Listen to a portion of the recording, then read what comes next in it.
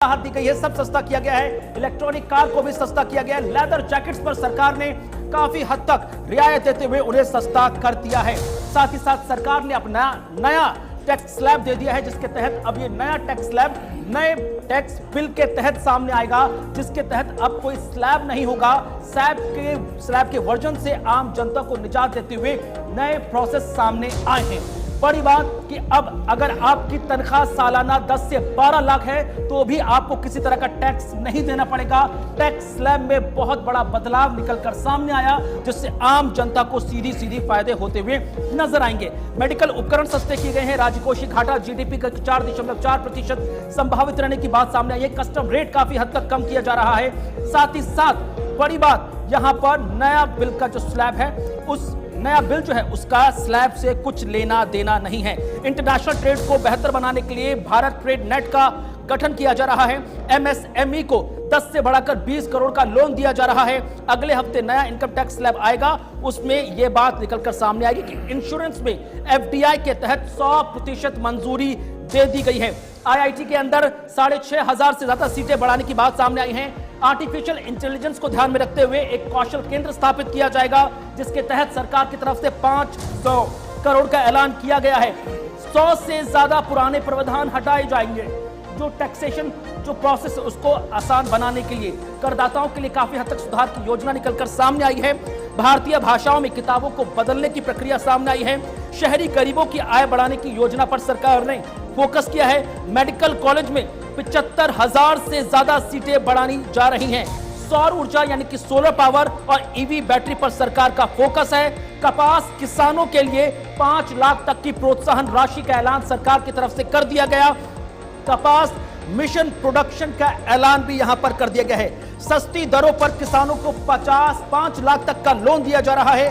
Dairy और मत्स्य पालन यानी कि अगर आप देखें दूध से बड़े उत्पादन और अगर आप मछली पालन से जुड़े हुए हैं तो आपको 5 लाख तक का ब्याज मुक्त लोन दिया जा रहा है। पूर्वी भारत में यानी कि असम, मेघालय, त्रिपुरा, असम, अरुणाचल प्रदेश, इन तमाम राज्यों को जो पूर्वी भारत मिला के बनता है, वहां पर यूरिया प्लांट सरकार लगाने जा रही है। साथ ही साथ बिहार में मखाना बोर्ड का गठन का ऐलान भी कर दिया गया। बिहार के किसानों को राहत देते हुए स्पेशल पैकेज का ऐलान किया गया है। तूर उड़द की खेती पर सरकार ने जोर दिया है। किसानों की खेती को उचित मुआवजा देने की बात भी सामने आई है और उनकी इनकम को बढ़ाने पर जोर दिया जा रहा है। जो विशेष मखाना बोर्ड का ऐलान किया गया है, उसके तहत किसानों को विशेष ट्रेनिंग दी जाएगी। साथ ही साथ हर एक जिले में 100 से ज्यादा जिले हैं जहां पर धन्य धान्य योजना की शुरुआत की जा रही है।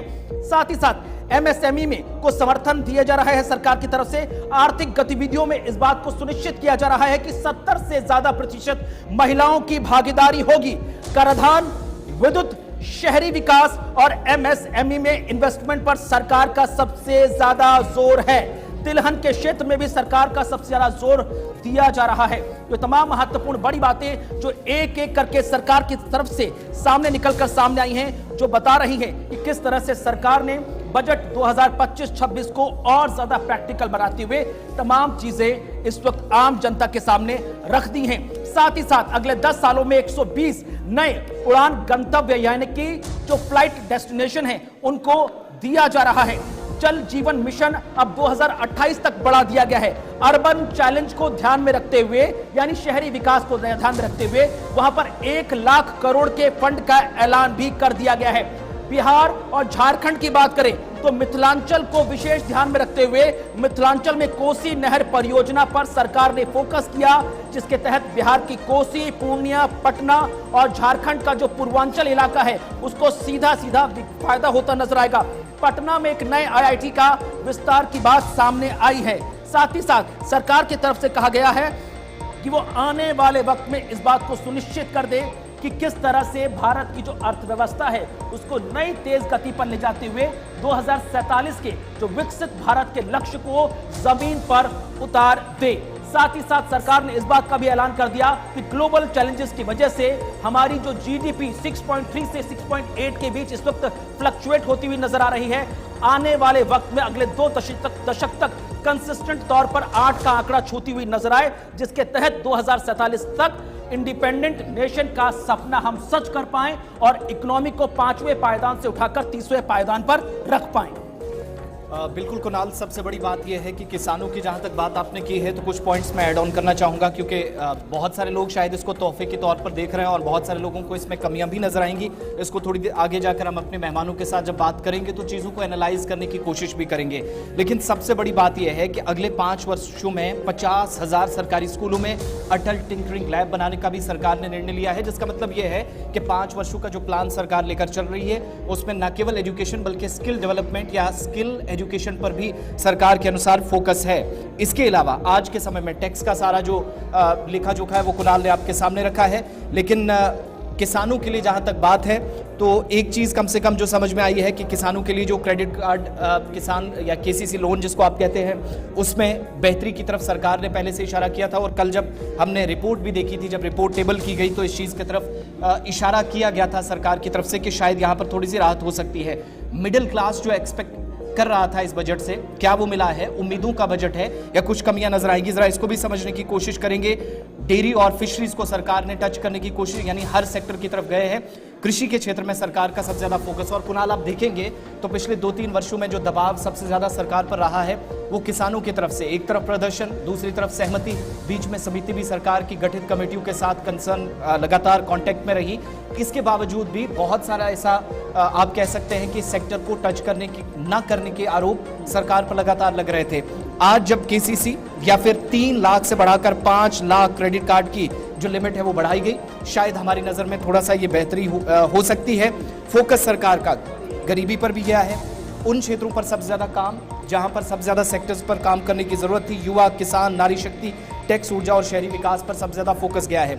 उड़ान स्कीम जो ऑलरेडी चलती है, जो कुणाल ने बताया, जिसके अनुसार और नई डेस्टिनेशंस को एक्सप्लोर करने की सरकार कोशिश कर रहा है, जरा ये भी समझेंगे। लेकिन ये भी बताते चलें कि इस कार्यक्रम को आगे ले जाने में हमारे साथ जो मेहमान ज्वाइन करेंगे, हमारे साथ विभिन्न जगहों से और विभिन्न जो संगठन है उनसे ज्वाइन करने वाले लोग भी थोड़ी देर में होंगे। और आपको ये भी बताते चलें, अनिल जैन जी भी हमें ज्वाइन करेंगे थोड़ी देर में, अर्थशास्त्री हैं। आशीष कुमार जैन होंगे हमारे साथ, थोड़ी देर में ज्वाइन करेंगे। एक्सपर्टीज डिफरेंट फील्ड्स में है तो सबका ओपिनियन लेना जरूरी है। साहिब सिंह किसान नेता है, थोड़ी देर में ज्वाइन करेंगे। और थोड़ी देर में तनुज दीक्षित जो कि सीनियर वकील हैं, थोड़ी देर में हमारे साथ वो भी ज्वाइन करेंगे। लेकिन यहाँ जब हम न्यूज़ रूम में बजट 2025-26 को लेकर चर्चा कर रहे हैं, ज़रा और चीज़ों को बारीकी से समझने की कोशिश करेंगे और एक एक करके हम ये बताने की कोशिश करेंगे कि सरकार जो कह रही थी क्या एक्सपेक्टेशंस के मुताबिक चीज़ें चली हैं या नहीं, ज़रा ये भी समझने की कोशिश करेंगे।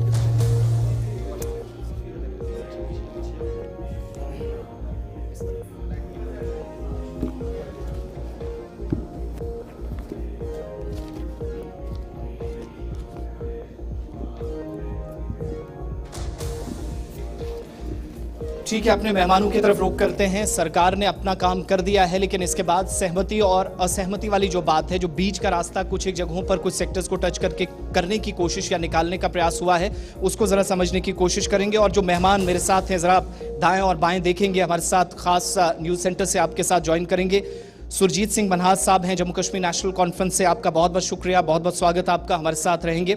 रतन सिंह गिल साहब सीनियर जर्नलिस्ट है, हमारे साथ इस कार्यक्रम में ज्वाइन करेंगे। तेजेंद्र सिंह वजीर प्रेसिडेंट है किसान काउंसिल के। किसानों की बात हुई है तो थोड़ी देर में और बारीकियों को समझने का प्रयास करेंगे। वीरेंद्र जैन अध्यक्ष हैं एसोसिएशन इंडस्ट्रीज के, हमारे साथ ज्वाइन किए हैं, आपका भी बहुत बहुत स्वागत। मानिक शर्मा पीएचडी स्कॉलर हैं। नंदिनी कपूर पीएचडी स्कॉलर हैं, थैंक यू सो मच, आपका बहुत बहुत शुक्रिया। पल्लवी राजपूत पीएचडी स्कॉलर हैं, इकोनॉमिक डिपार्टमेंट से हैं। और जब आप इकोनॉमी को समझने की कोशिश करते हैं तो शायद जो अर्थशास्त्री या इकोनॉमी से जुड़े लोग हैं उनके बिना बजट या बजट पर चर्चा पूरी नहीं हो सकती, जरा इसको समझने की कोशिश करेंगे। अवनीश खजूरिया जो कि कारोबारी आप कह लीजिए, और आज के समय में कारोबारियों को लेकर जब सरकार कह रही है कि उनको परवान चढ़ाने के तमाम तरह के प्रयास किए गए और वो सफल साबित हुए, जरा उनकी जबान में समझेंगे। आदित्य गुप्ता हमारे साथ हैं Jammu Kashmir Peoples Democratic Party से, थैंक यू सो मच आपका ज्वाइन करने के लिए। राजीव सराफ जी कांग्रेस से हमारे साथ हैं, थैंक यू सो मच आपका ज्वाइन करने के लिए। और सरबजीत सिंह भारतीय जनता पार्टी से हमारे साथ रहेंगे, आपका भी बहुत बहुत शुक्रिया, थोड़ी देर में आपके पास भी। लेकिन मैं शुरुआत जरा पीपल्स डेमोक्रेटिक पार्टी के ओपिनियन के साथ करूंगा। फर्स्ट ओपिनियन हो जाए, ओवरऑल 1 घंटा 20-25 मिनट का बजट, उम्मीदों के मुताबिक चीजें गई? हमारे बारे में तो कुछ है नहीं, इनफैक्ट ये बिहार सेंट्रिक है। मेजॉरिटी चीज़ों अगर आप देखे जाएं तो मीम फेस्ट तो वैसे भी शुरू हो गया, बिहार के बारे में ही बात हो रही है। पूरा बजट बिहार के आज में है, आईआईटी बिहार में, मखाने के बारे में बिहार में। एक स्टेट सेंट्रिक बजट है, इट इज़ पॉलिटिकल बजट। जहाँ तक नेटिविटीज देखी जाए तो सरकार की वजह से जो मैक्सिमम टैक्स जो हमसे जनरेट किया जा रहा है वो जीएसटी से किया जा रहा है। इंडस्ट्रीज ओवरऑल क्रम्बल की जा रही हैं। अगर फॉर एग्जांपल अगर हम देखा भी जाएँ, जैसे ये कह रहे हैं कि 75,000 नई डॉक्टर्स की सीट्स करेंगे अगले 5 साल में, 10,000 अभी करेंगे। इस टाइम पे आपको जो एक्चुअली पैसा डालना चाहिए था वो आपको हेल्थ इंफ्रास्ट्रक्चर में डालना चाहिए था। जो आपके बेसिक डिस्ट्रिक्ट लेवल पे या प्राइमरी लेवल्स पे जो हॉस्पिटल डिस्पेंसरीज हैं वो वीकन हो गई हुई हैं। आप बड़े बड़े सेंटर्स बना रहे हो, वहाँ पे बेसिकली आप रश स्प्रेड आउट कर रहे हो, तो आपको माइक्रो मैनेजमेंट वहाँ पर नहीं है गवर्नमेंट की। अगर इन्वेस्टमेंट देखी भी जाए पूरी जो पैसा जो आप जनरेट कर रहे हो उसका लागत कहाँ पर आ रही है उसके बारे में कोई नहीं है। There is no plan as such. बड़ी बड़ी स्कीम्स हम ओवर द ईयर्स देखते आ रहे हैं पिछले 5 साल में, जो एक नाम बड़े नाम के साथ की जाती है, लेकिन उनके बारे में कोई भी नहीं। For example make in India एक बड़ी स्कीम थी, वो भी तो बजट में आई थी, आज वो कहाँ गया हुआ है वो बिल्कुल। तो ये स्कीम जो हैं ये एक ओवरऑल शैडो डाली जाती है to give grant benefits basically to corporates. Employment generation का जो सरकार का दावा है कि हर एक सेक्टर को टच करके कोशिश वहीं से की गई है, रास्ता निकला है। आप देख लो 500 करोड़ का उन्होंने बजट एलोकेशन की एआई की तरफ पे, तो 500 करोड़ में आप एआई को हैंडल करने लोगे। हिंदुस्तान की कैपेसिटी को लेकर आप 500 करोड़ की इन्वेस्टमेंट सरकार की तरफ से डालोगे, जो अपने में 5 लाख करोड़ की इंडस्ट्री आज के दिन में है, तो सरकार उसमें 500 करोड़ डाल के उसको कर रहे हैं और एक केंद्र खोलना चाहती है। क्या कह रहे हैं उसको? एआई कौशल केंद्र। नाम बढ़िया डालने से सेंटर तो नहीं चलेगा ना, और 500 करोड़ की टोटल इन्वेस्टमेंट सरकार डालना चाहती है उसके अंदर। तो आप ओवरऑल सुपरफिशियली दिखाया जाता है बजट, लेकिन उसकी जो लेयर्स को आप देखते हैं तो लेयर्स उतनी एग्रेसिवली ग्रोथ नहीं करती, क्योंकि जो बेनिफिट जा रहा है वो देश की 10% या मैक्सिमम 1%, 10% पॉपुलेशन में जा रहा है। जो मैक्सिमम जो टैक्सिंग ली जा रही है वो उस पॉपुलेशन से ली जा रही है जिसकी सेविंग ही डाउनफॉल करके हुई है। आज के ज़माने में अगर आप देखेंगे तो बेसिक सेविंग जो है वो रिड्यूस इतनी ज़्यादा हो गई हुई है कि एक average middle class family saving नहीं कर पा रही। उसके ऊपर टैक्सिंग अक्रॉस बोर्ड ज़्यादा हो गई हुई है। अगर आप कोई गाड़ी लेने जाते हैं, कोई 20 लाख की, अगर आप 50 लाख की 40 लाख की गाड़ी लेते हैं, फॉर एग्जांपल अगर हम टोयोटा फॉर्च्यूनर के एग्जांपल ले लेते हैं, आप उसकी एवरेज प्राइस अगर ले लेंगे आप 31 लाख से 48 लाख एक शोरूम प्राइस है जम्मू में। एक एवरेज कॉस्ट अगर हम साढ़े 39 लाख ले लें तो उस गाड़ी की एक्चुअल कीमत 26 लाख ही है।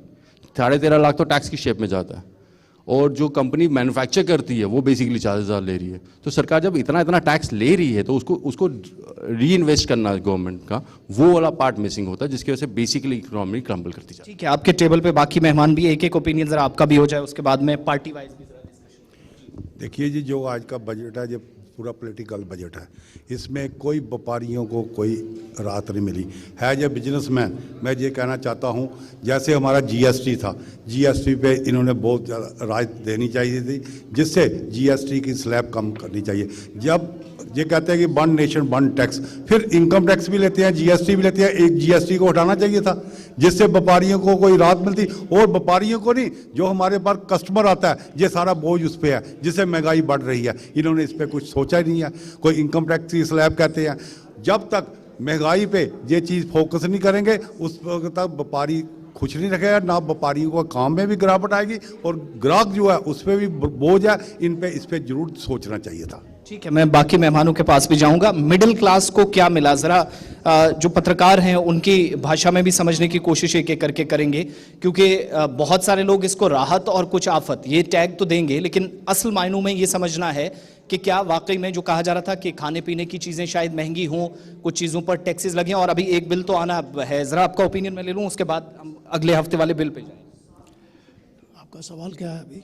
बेसिक ये कि असल में बहुत ज़्यादा तमाम सेक्टर से, हालांकि उम्मीदें तो हैं, सब ये एक्सपेक्ट कर रहे थे अच्छा मिले, जैसा अभी आदित्य साहब बता रहे थे कि शायद नाम बड़ा और काम छोटा, वो वाली बात तो नहीं, ऐसा नहीं है। देखिए, आज के सिनारियो में जब बहुत बड़े चैलेंजेस हैं, आप देखिए जियोपॉलिटिकल चैलेंज है, हमारा इंटरनली किसानों के मुद्दे हैं, और बेरोजगारी का इशू है।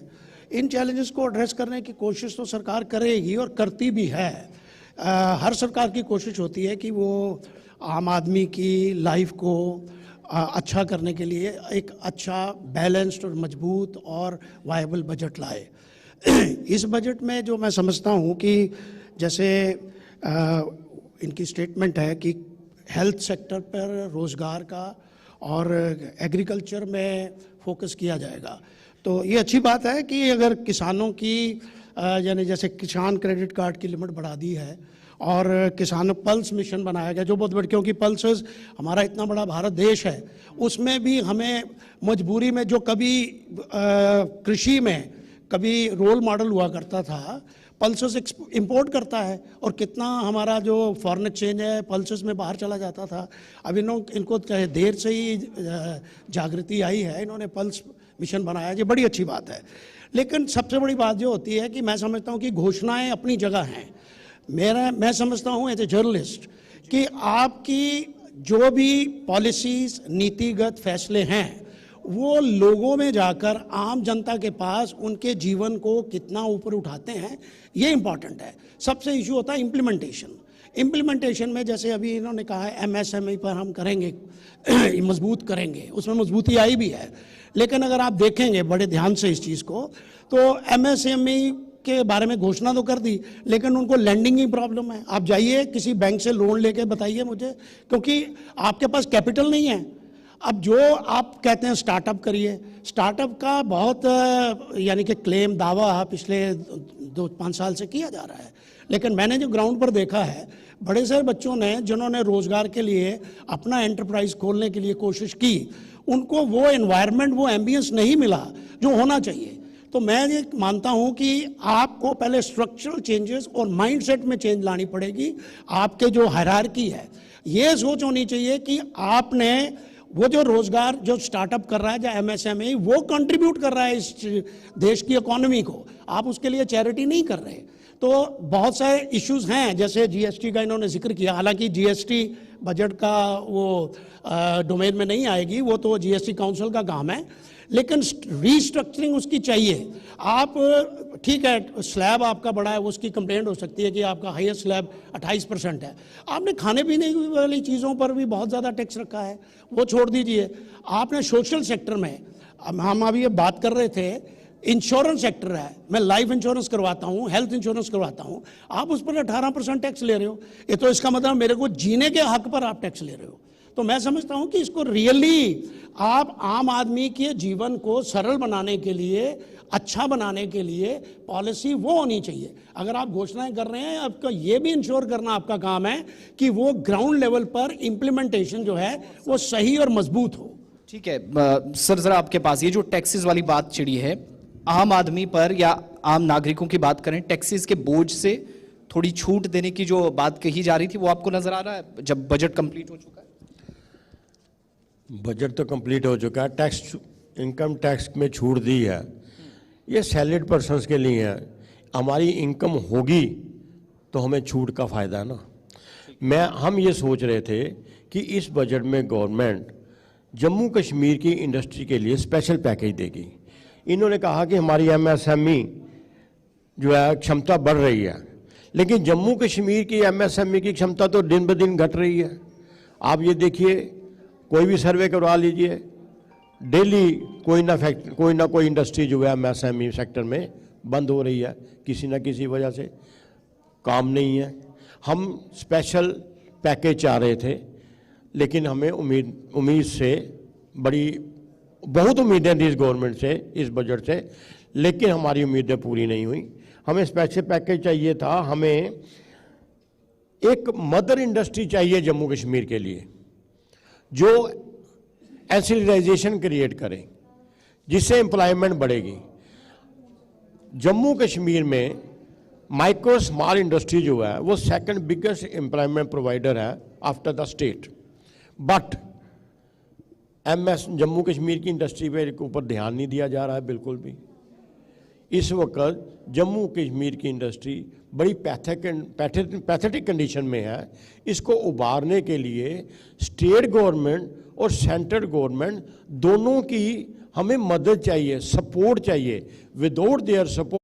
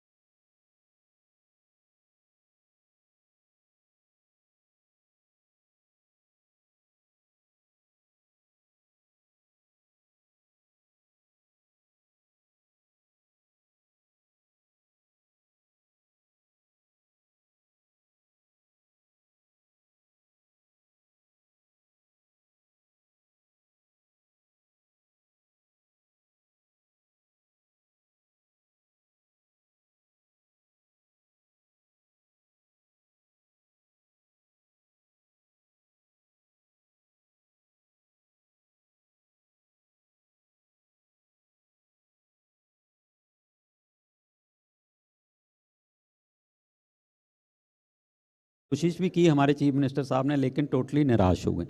बजट में कुछ भी नहीं मिला है। आप देखें स्टूडेंट्स को कोई कुछ मिला है? कोई एम्प्लॉयमेंट नहीं। किसानों को कुछ मिला है? कुछ नहीं। व्यापारियों को कुछ मिला है? कुछ नहीं मिल रहा है। आप कह रहे हैं कि मेडिकल की सीट्स बढ़ा देंगे, मेडिकल की सीट्स बढ़ा देंगे। जो अभी स्टूडेंट्स जो पीजी कर रहे हैं या दूसरे मेडिकल डिपार्टमेंट में, उनका आप स्टाइपेंड नहीं दे पा रहे। सीटें बढ़ाने का क्या फ़ायदा है? आईआईटी आप कह रहे हैं आईआईटी में हम और सीटें बढ़ा देंगे। आप बॉम्बे का सबसे बढ़िया आईआईटी है और वहाँ पे इस टाइम जो इस साल जो है वो 30% स्टूडेंट एडजस्ट नहीं हुए, उनको कोई पैकेज नहीं मिला। तो ऐसा बजट देने का हम बढ़ा देंगे, कर देंगे, कोई फ़ायदा नहीं है। आप कहते हैं किसानों का वो जल नल की बात कर रहे हैं कि 28 तक बढ़ा दिया है। आपने हमारी स्टेट में बताइए आज भी जल नल जो है वो घर घर नहीं पहुंचा है। आपने उसको 3 साल और बढ़ा दिया। कितना होगा, कहाँ कितने कामयाब होते हैं, ये टारगेट इन्होंने रखा हुआ था। इन्होंने कहा था किसानों की आमदन हम 22 में दुगनी कर देंगे। आज भी किसान बॉर्डर पे बैठा हुआ है।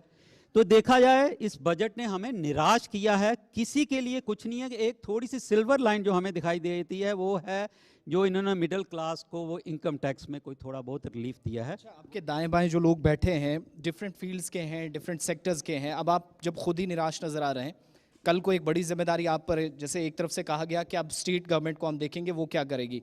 ये कोई वो बचने वाली बात तो नहीं है? कहीं आपको भी अंदाज़ा है कि शायद यही समस्या जो सेंटर को है वो यूटी गवर्नमेंट को भी है, तो कल शायद उसी रास्ते पर हम भी जाएं? देखिए, हमें उम्मीद थी कि यहाँ पे एक इंडस्ट्रियल पॉलिसी दी जानी चाहिए थी जिससे रोजगार पैदा होते। एम्प्लॉयमेंट देना बड़ा जरूरी है। ये पूरे बजट में मुझे ये बताइए कि एम्प्लॉयमेंट के लिए क्या किया है। इन्होंने कहा था कि हम 2 करोड़ नौकरियां देंगे हर साल, क्या किया है? उस बात पे क्यों नहीं आते? अगर ये वहां से हमें कोई रिलीफ नहीं देंगे तो हम यहाँ पे हम लोगों को क्या रिलीफ दे पाएंगे? हमारे लिए प्रॉब्लम हो जाएगी, क्योंकि स्टेट डिपेंड होती है सेंटर के ऊपर। तो हम उम्मीद कर रहे थे इस बजट में JNK को कोई स्पेशल हमारे इंडस्ट्री। जी कुणाल जी, की तरफ दिल्ली से भी 4 बेहद खास मेहमान इस वक्त हमारे साथ कार्यक्रम में जुड़ रहे हैं। आशीष कुमार जैन जी हैं, MSC में सेक्टर को रिप्रेजेंट करते हैं। साहिब सिंह जी हैं, वरिष्ठ किसान नेता हैं, भारतीय किसान यूनियन और संयुक्त किसान मोर्चा को रिप्रेजेंट करते हैं। साहिब जी, शुरुआत में आप ही से करूंगा, किसानों को क्या मिला इस बार? पिछले 3-4 महीनों से लगातार किसान धरना दे रहे थे। कृषि मंत्री शिवराज सिंह चौहान से सीधी संवाद होने की बात सामने आई थी और कृषि मंत्री ने मुलाकात भी की थी निर्मला सीतारमण से। लेकिन through out the entire budget किसान किस तरह से देख रहे हैं? खेती को उचित मुआवजे की बात दे दी गई है, इनकम बढ़ाने का वादा यहां पर बजट में हुआ, मखाना बोर्ड के गठन की बात सामने आई, डेयरी और मत्स्य पालन को 5 लाख के लोन की बात सामने आई और किसानों को सस्ती दरों पर लोन भी दिया जा रहा है। लेकिन क्या किसान इन तमाम चीजों को प्रैक्टिकल मानता है? साहिब जी। नमस्कार कुणाल जी। ये आज के बजट में किसानों को एक आश्वासन के अलावा कुछ नहीं मिला है। देखिए, जैसे इन्होंने कहा कि हम KCC की जो कट ऑफ है वो 3 लाख से बढ़ाकर 5 लाख कर रहे हैं। उसमें ब्याज दर क्या रहेगी, कितने अमाउंट पर ब्याज की छूट रहेगी, ये क्लियर नहीं है। दूसरा, हम ये सोच रहे थे कि वित्त मंत्री जी के द्वारा किसानों के द्वारा प्रयोग में लाए जाने वाले कृषि उपकरणों पर GST का स्लैब हटाया जाएगा, ट्रैक्टरों से GST हटा दी जाएगी ताकि कृषि उपकरण सस्ते हो जाएं और इस आधुनिक युग में किसान जो है वो खेती अच्छे तरीके से कर सके। ठीक है, ये कुछ सुनने को नहीं मिला। जो खाद और पेस्टिसाइड हैं, जो रासायनिक पदार्थ हैं जिनका प्रयोग खेती में होता है, किसी के ऊपर से GST नहीं हटाई गई। किसान की आय दुगनी कैसे कर सकते हैं आप? किसान की आय दुगनी तभी होगी जब किसान की कृषि पर होने वाले खर्चों को घटाया जाएगा। मखाना बोर्ड बनाना जो एक इन्होंने ऐलान किया है उसका स्वागत है, लेकिन मखाने बोर्ड का लाभ बिहार के अलावा और किसी राज्य में नहीं होगा। हाँ, इन्होंने दलहन को लेकर थोड़ा बहुत जो किया है कि राज्य सरकारें जो दलहन की खरीद फरोख्त करेंगी, लेकिन उसमें भी MSP क्या रहेगी, कैसे रहेगी, ये भी क्लियर नहीं है।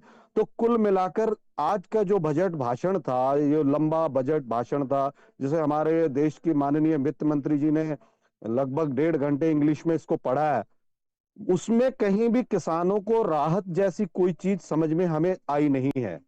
अभी किसान होते हुए नजर आ रही हैं। आप उन वाहिद चेहरों में से एक थे जो हाल फिलहाल में सीधे कृषि मंत्री से मुलाकात करने वाले पैनल में शामिल थे। MSME को रिप्रेजेंट करते हैं आशीष कुमार जैन जी हमारे साथ सीधे दिल्ली से जुड़ रहे हैं। Ashish ji, as an MSME representative industrial development के लिए आपको क्या कुछ नजर आ रहा है इस 1.5 घंटे के बजट में, या फिर ऊंची दुकान फीके पकवान जैसी बात आ गई? रहा है क्योंकि अगर पिछले 4 सालों का बजट देखें तो वो बिल्कुल अलग साइड में था और आज का बजट बिल्कुल अलग साइड में है। इसमें स्टार्टअप के लिए फंड की बात हुई है, इसमें जैसे टैक्स के अंदर रेट्स कम हुई है और MSME के लिए एक्सपोर्ट के अंदर बढ़ावा देने की बात की गई है। तो अल्टीमेटली MSME का फोकस रहा है और MSME को सरकार ने उनके 4 इंजन सरकार में से 1 इंजन MSME को बताया है। तो अगर MSME की बात करें तो MSME के लिए घोषणा जो हुई है वो काफी अच्छी घोषणा हुई है। आशीष जी, न्यूज रूम की तरफ से योगी आसिफ हमारे साथ लगातार जुड़े हुए हैं। तमाम बेहद खास मेहमान भी इस वक्त न्यूज रूम की शोभा बने हुए हैं। Asif, over to you please.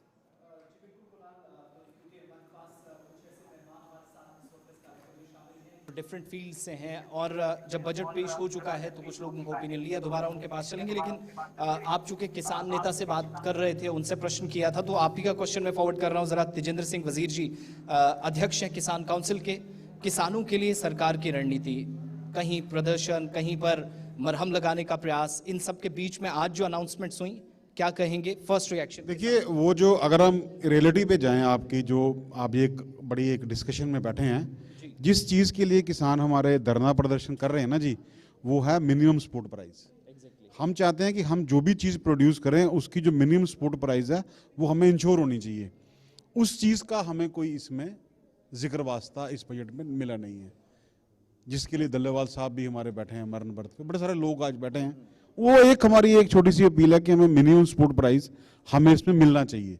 वो हर एक किसान का हक है कि जो वो प्रोड्यूस करता है, जो वो चीज़ उगाता है, उसमें उसको उसका जो मिनिमम सपोर्ट प्राइस, उसका जो प्राइस निर्धारित हो वो इंश्योर हो। अलबत्ता सरकार मिनिमम सपोर्ट प्राइस हमें दे रही है, बड़ी सारी क्रॉप्स में दे रही है, लेकिन हम उसमें कंटिन्यू इंश्योरेंस चाहते हैं, ताकि थोड़े से जो एक मन में शंका आ गई है कि कॉर्पोरेट घराने इसको टेक ओवर कर रहे हैं, इस प्रोड्यूस को टेक ओवर कर रहे हैं, इस पूरे सिस्टम को टेक ओवर कर रहे हैं, उसके बचने के लिए हमें इसमें कुछ नजर नहीं आया। ये नई योजना, धंध्या योजना, या फिर इसके अलावा KCC क्रेडिट वो लिमिट थोड़ी सी बढ़ाना, कुछ थोड़ा सा रास्ता निकालने की? ये देखिए, आप अगर देख लें, 70% लोग जो गाँव में रहते हैं वो डायरेक्ट एग्रीकल्चर से जुड़े हुए हैं। सरकार उसके लिए कर रही है। हमारी बड़ी पुरानी मांग थी कि हमारी KCC की लिमिट बढ़ाई जाए, किसान क्रेडिट कार्ड की लिमिट बढ़ाई जाए। उसको 3 लाख से सरकार ने 5 लाख कर लिया। और ये भी बड़ा एक स्ट्रेटेजिक उन्होंने कदम उठाया कि जिन जिन डिस्ट्रिक्ट्स में लो प्रोडक्टिविटी है, उन डिस्ट्रिक्ट्स में उन्होंने एक प्रधानमंत्री धन ये योजना वगैरह शुरू की है। हम सोचते हैं कि उसमें कुछ प्रोडक्शन होगी तो अच्छी बात है, उनकी क्रॉप बढ़ेगी। हाई यील्डिंग क्रॉप्स की बात की गई, वो फसलें जिनकी ज़्यादा हाई यील्डिंग है उस पर फोकस करने की बात की गई। तो हमें लगता है कि ये भी कुछ अच्छे कदम है जो हमारी किसानी को बढ़ सकते हैं। लेकिन उसके साथ साथ हम ये चाहते थे, बड़े ऑप्टिमिस्ट थे कि भाई हमारी सरकार को कोई पैकेज मिलेगा जो हमारी स्टेट J&K की। ठीक है कि यहाँ पे सरकार कुछ पॉलिसी चढ़ा ली है, HADP की पॉलिसी चल रही है, बाकी सारी पॉलिसी चल रही है, और उनमें एक हम आपके माध्यम से बताना चाहते हैं, एक राइडर भी लगना चाहिए, एक जुडिशियस लगना चाहिए। कि बड़ी बार ऐसा होता है कि फंड्स आते हैं, कई बार टाइमली नहीं आ पाते, उनका दुरुपयोग होता है। इन सब चीज़ों के लिए एक राइडर लगना चाहिए कि भाई जुडिशियस यूटिलाइजेशन ऑफ फंड्स हमारे यहाँ पे होनी चाहिए। ठीक है, मैं ज़रा कांग्रेस का भी रिएक्शन ले लूँ। ओवरऑल सेटिस्फाई है बजट से? हंगामा भी काफ़ी ज़्यादा विपक्ष की तरफ से किया गया, असहमति काफ़ी सुबह, ठीक है वो इश्यूज भी हैं, लेकिन बजट पर रिएक्शन? देखिए, धन्यवाद सर। बात यह है कि निर्मला सीतारमन जी जो हमारी फाइनेंस मिनिस्टर, जिनको गुस्से से लोग निर्मला ताई भी कहते हैं, इससे पहले पीयूष गोयल जी भी बजट पेश करते थे। जहाँ तक मुझे लगा कि मिडिल क्लास के लिए कोई इतना ज़्यादा रिलीफ नहीं मिला है, क्योंकि अगर 12 लाख से उसको किया जाए तो इतनी महंगाई भी कितने सालों में बढ़ चुकी है। आज आके मिडिल क्लास के पास तो कुछ है नहीं। आज बच्चों की फ़ीस पे भी GST है, बच्चों की स्कूल फी है, बस पे भी GST है, बुक्स पे भी है, यूनिफॉर्म में है, खाने वाले प्रोडक्ट्स में GST है, सब जगह पे वो दे दो आके उनको कोई अल्टीमेटली उनको कोई ख़ास इसमें बचत होती नहीं है। लेकिन जहाँ तक इन्होंने बात 2014 में सरकार संभाली थी तो इन्होंने कहा था हम 2 करोड़ युवाओं को हर साल नौकरी देंगे। ऐसा कुछ दिखा नहीं, युवाओं के लिए कोई योजना नहीं दिखी। पेट्रोल में अगर ये एक्साइज जो 19 रुपये 90 पैसे के आसपास है, अगर उसमें कुछ ये कम करते तो लगता लोगों को रिलीफ भी मिलता। मतलब वन नेशन वन टैक्स की बात करते हुए इन्होंने पॉपकॉर्न में 3 किस्म के जीएसटी लगा दे, नमक वाला ये होगा, मसाले वाला ये होगा। तो मेरा ये अल्टीमेटली जम्मू कश्मीर खास तौर जहाँ से मैं जहाँ का रहने वाला हूँ, तो मुझे काफ़ी उम्मीद थी यूटी बनने के बाद यहाँ के लिए कोई स्पेशल पैकेज होगा या कुछ ऐसा दिया जाएगा, क्या रेलवे की कुछ ऐसी नई स्कीमें और लॉन्च होंगी जिससे लोगों को कोई फ़ायदा होगा। पर मुझे नहीं लगता यहाँ एम्प्लॉयमेंट का मतलब कुछ इन्होंने दिखाया। यूपीएस जो था उन्होंने पहले कह दिया था कि इंडिया में अब जो है अर्थव्यवस्था गड़बड़ा रही है, तो उस अर्थव्यवस्था के कारण कहीं बाकी मल्टीनेशनल कंपनियां जो बंद हो चुकी हैं, जिससे मुझे लगता है 2 करोड़ रोजगार देने के बजाय उल्टा 2 करोड़ रोजगार घट गया और हर घंटे में पढ़े लिखे का सुसाइड जो एक रिपोर्ट है वो हो रहा है। तो मेरा इन शॉर्ट में ये कहने का मतलब है कि मतलब इससे हम मतलब इस बजट से खास तौर जम्मू कश्मीर वाले निराश ही हुए हैं, हमें कुछ इससे कोई ज़्यादा रिलीफ की उम्मीद नहीं है। ठीक है, पीएचडी स्कॉलर्स भी कुछ मेरे साथ हैं और भारतीय जनता पार्टी से भी मेहमान ज्वाइन करेंगे, लेकिन ज़रा युवाओं की ज़बान में भी चीज़ों को समझने की कोशिश करेंगे। ये जो नाराज़गी है कि आज तो पैकेजेस दिए गए, अनाउंसमेंट्स हुई, लेकिन एम्प्लॉयमेंट जनरेशन की या एम्प्लॉयमेंट की या रोज़गार की जहाँ तक बात है, उस पर जो नाराज़गी वो जायज़ है आपकी नज़र? नमस्कार सर, मेरा नाम अभिनीश खजूरिया है। युवाओं के लिए इसमें मैं सोचता हूँ कि काफ़ी कुछ अच्छी चीज़ें भी हैं और कुछ रह भी गया। जैसे जो वर्किंग क्लास है उसके लिए 12 लाख तक जो है वो टैक्स नहीं है। और सेकेंडली ये है कि युवाओं के लिए एमएसएमई में बहुत ज़रूरी है इस पे काम करना, क्योंकि जो micro and small scale industry है, मैन्युफैक्चरिंग में सिर्फ 15% योगदान है अभी तक, जिसमें बहुत बड़ा स्कोप है।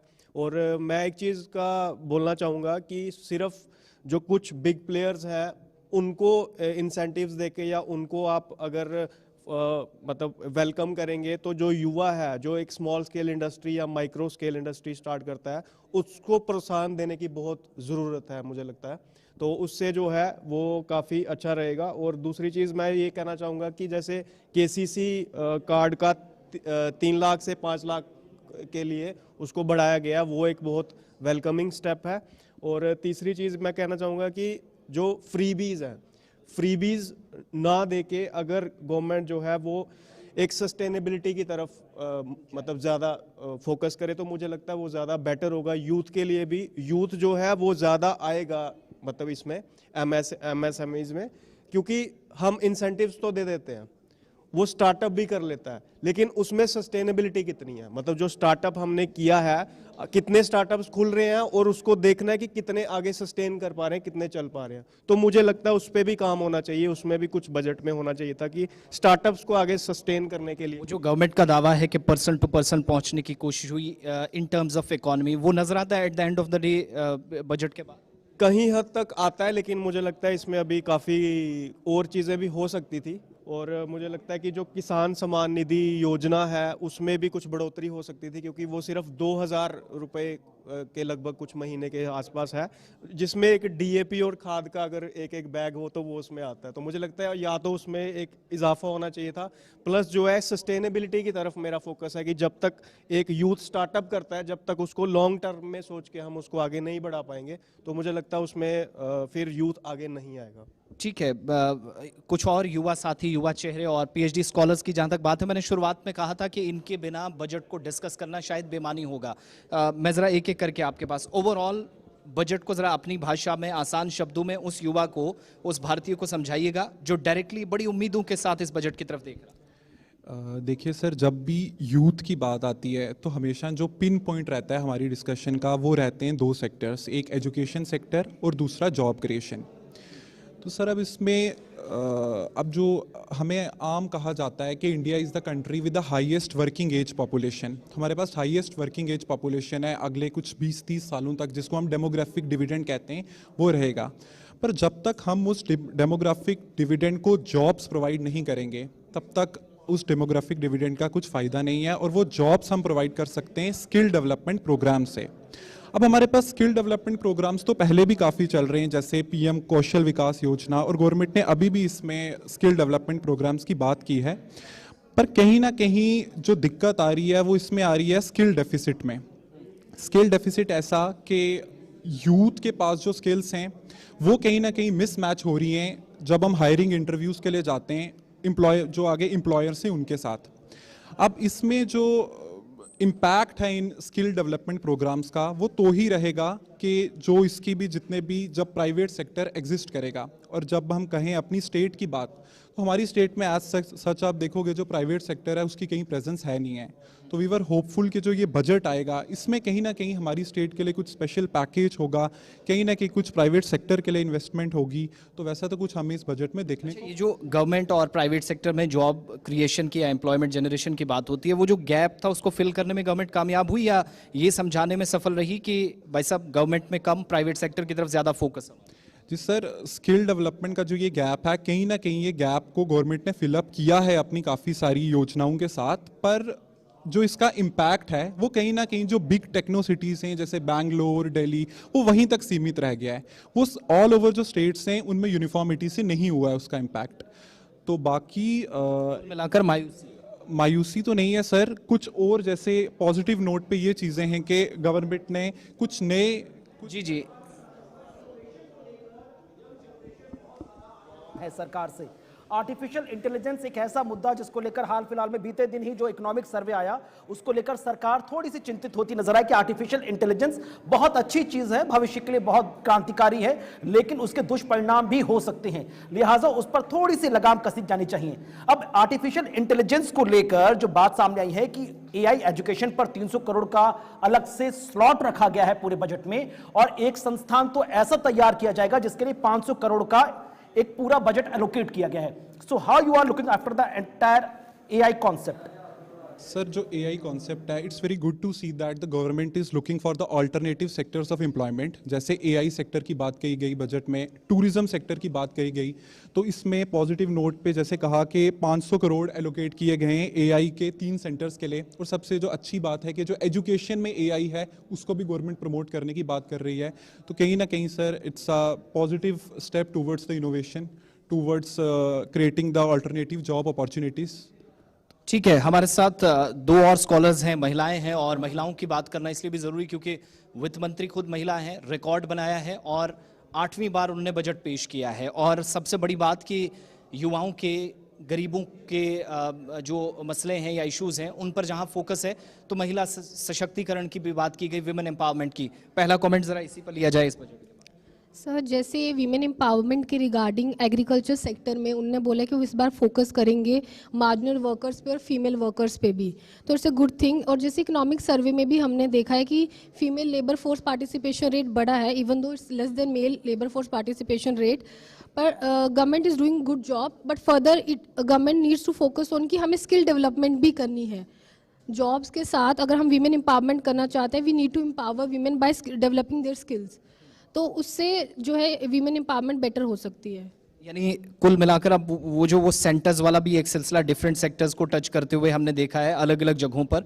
केंद्र में सरकार बच्चियों को या महिलाओं को एक मौका देती है वो अवसर प्रदान करने पर, आप कह रहे हैं कि शायद वो अगर फोकस रहे तो एम्प्लॉयमेंट की तरफ भी जाएं और स्किल को भी यूज किया जा सके। आपको क्वेश्चन समझ नहीं? आज के वक्त में जहां स्किल डेवलपमेंट की आप बात कर रहे हैं, महिलाओं की, विशेषकर मैं महिलाओं से रिलेटेड ही पूछ रहा हूं कि सरकार कह रही है हमने फोकस किया, जितना काम हुआ ठीक है, वो एक पार्ट है। आज जब बजट में पर्टिकुलरली बात की गई कि विभिन्न जगहों पर विभिन्न सेक्टर्स में सेंटर्स खोलकर, यानी मैंने जो वो गवर्नमेंट और प्राइवेट सेक्टर वाली बात की थी कि जॉब क्रिएशन ज्यादा कहां पर हो, तो महिलाओं को भी क्या लड़कों के मुकाबले या पुरुषों के मुकाबले वो बराबरी वाली बात पर लाया गया है? वो डिफरेंस दूर करने में सरकार सफल रही?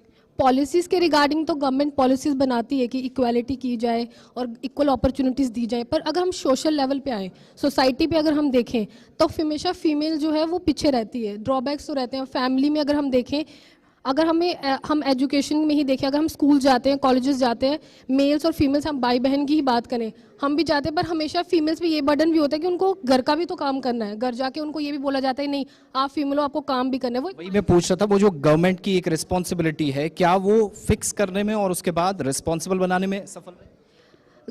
गवर्नमेंट को स्कूल्स में एक जेंडर इक्वालिटी के रिगार्डिंग एजुकेशन भी देने की ज़रूरत है, ताकि माइंडसेट लोगों का चेंज हो। इवन तो हम अगर अपने जॉब्स में देखें तो हमेशा से एक बायसनेस रहती है, हमेशा से हम सब सोचते हैं कि ये फीमेल्स है तो ये यही करेंगे या इनका यही रहेगा, तो मतलब जो हमारे थॉट्स रहते हैं पर्टिकुलरली जो हम स्टीरियोटाइप्स हैं वो रहेंगे। तो पर फर्दर ये कि गवर्नमेंट अपने से बेटर कर रही है, दे आर क्रिएटिंग अपॉर्चुनिटीज़, पर फर्दर सोशल लेवल पे जो वर्क हो सकता है वो हम एजुकेशन के थ्रू ही कर सकते हैं। थोड़ा सा और काम करने की ज़रूरत है। एक और महिला स्कॉलर हमारे साथ हैं और उसके बाद कुणाल मैं वापस आपके पास आऊँगा। महिला सशक्तिकरण की जब बात हुई है, वो जो एम्प्लॉयमेंट जनरेशन या कहा जाता है कि एक तो टैग, वो दूसरी बात है, मैं उस पर बाद में आऊँगा, लेकिन कुल मिलाकर जब ये बजट फाइनलाइज हो गया, चीज़ें क्लियर हो गई almost, first reaction as a महिला भी और एज एन इकोनॉमिस्ट भी, आपकी भाषा? फर्स्ट रिएक्शन तो अच्छा ही रहा, क्योंकि कुछ ऐसी चीज़ें थी इस बजट में जो कि मतलब as an economist, as a youth मैं देखूं तो मुझे अच्छी लगी। जैसे कि ज़्यादा डीरेगुलेशन पे फोकस किया गया, कि जिसकी वजह से जो हमारी माइक्रो इंडस्ट्रीज़ हैं एक सेंट्रल लेवल पे बोला गया है कि उनको एक बूस्ट मिलेगा। बट हम थोड़ा सा अगर इसको बारीकी से देखें तो क्या होता है कि हम डीरेगुलेशन तो कर देते हैं, प्राइवेटाइजेशन की हम बात करते हैं, बट हमें ना ग्रास रूट लेवल पे भी देखना चाहिए। जैसे हमारी जो स्टेट है JNK पे, जैसे कि सर ने पहले भी बोला कि यहाँ पर प्राइवेट सेक्टर को इतना ज़्यादा बूस्ट नहीं मिल पाया है। ऑल्दो अगर हम AI को इतना, AI is a very good thing, जो कि मुझे इस बजट में लगा कि AI को 3 सेंटर्स भी उन्होंने मेंशन किए हैं। उससे क्या होगा कि जो हमारी कंट्री की जो हमें पता है हमारी पॉपुलेशन इतनी ज़्यादा है, तो वर्कफोर्स जो है, तो कल को लेके AI को भी ऑपरेट करने के लिए हमारे जो यूथ जो निकलेंगे, उन एज अ वर्कफोर्स वो बहुत अच्छा काम कर सकते हैं। बट देन अगेन उसके लिए स्किल डेवलपमेंट की बहुत ज़रूरत है। जैसे कि एक स्किल गैप हमेशा रहता है, हम जब डिग्रीज़ लेके जाते हैं एम्प्लॉयमेंट के लिए, तो वहाँ पर क्या होता है कि जब हमें रिक्वायर्ड स्किल्स की हमें पूछा जाता है तो रिक्वायर्ड स्किल्स नहीं हो पाती हैं। तो अगर उसमें ज़्यादा इन्वेस्ट करे गवर्नमेंट, तो मुझे लगता है हमारे यूथ के लिए ये एक बहुत अच्छा स्टेप हो सकता है। अच्छा, अटल टिंकरिंग लैब पर भी सरकार का फोकस गया है और इस बार फिर से बढ़ाने का और हर स्कूल या कॉलेज तक पहुंचने की बात कही गई है। टेक्नोलॉजी के एंगल से जब इसको देखें एजुकेशन सेक्टर में, वो कितना फ़ायदेमंद साबित होने वाला आपकी नज़र में?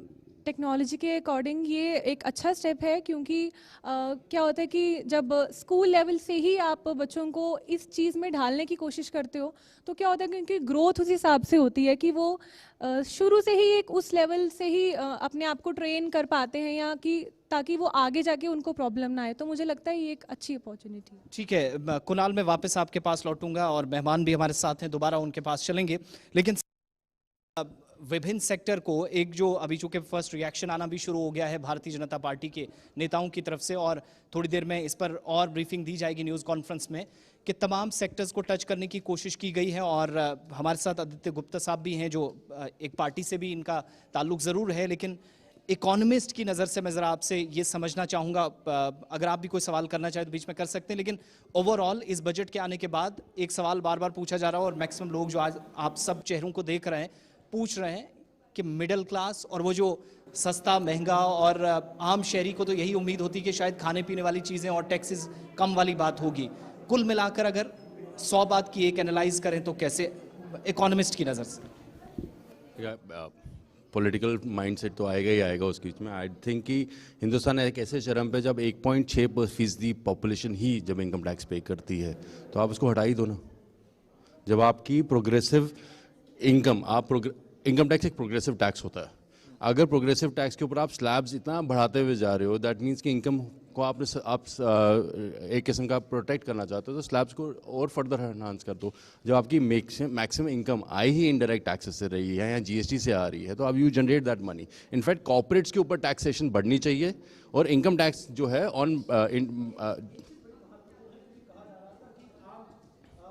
जो एक कलेक्शन होता है मनी, जैसे लिक्विडिटी के तौर पर हम देखते हैं कि आम जनता से ये उम्मीद की जाती है कि जो पैसा है वो मार्केट में बहुत ज़्यादा सर्कुलेट हो, और उसके लिए कहा गया था कि जब आम जनता का पैसा बचेगा उसकी जेब में, तब जाके वो मार्केट में इन्वेस्ट करेगी, कपड़ा खरीदेगी, कुछ चीज़ें खरीदेगी।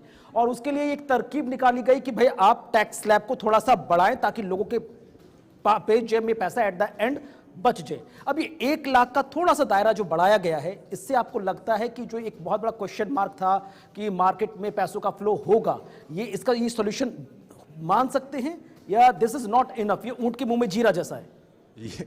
ये मजाक है। कॉर्पोरेट टैक्सेस जब आप इंक्रीज ही नहीं कर रहे हैं, आप कॉर्पोरेट का टैक्सिंग जो कैलकुलेशन थी UPA के टाइम पे वो 36% थी कलेक्शन टैक्स, आज वो घट के 26% हो गई भी है। और कॉर्पोरेट की इनकम जनरेशन जो है वो 4 टाइम्स फोल्ड बढ़ गई है। जब पिछले साल के अंदर मैं एक डेटा ही देख रहा था, कॉर्पोरेट ने इनकम टैक्स पे, कॉर्पोरेट टैक्स आया वो 10,42,000 करोड़ का है और इनकम टैक्स आया 11,56,000।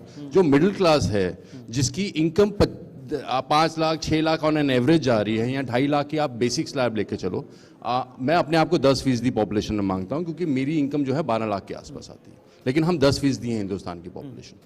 हम लोग कंट्रीब्यूट कर रहे हैं 11 लाख करोड़।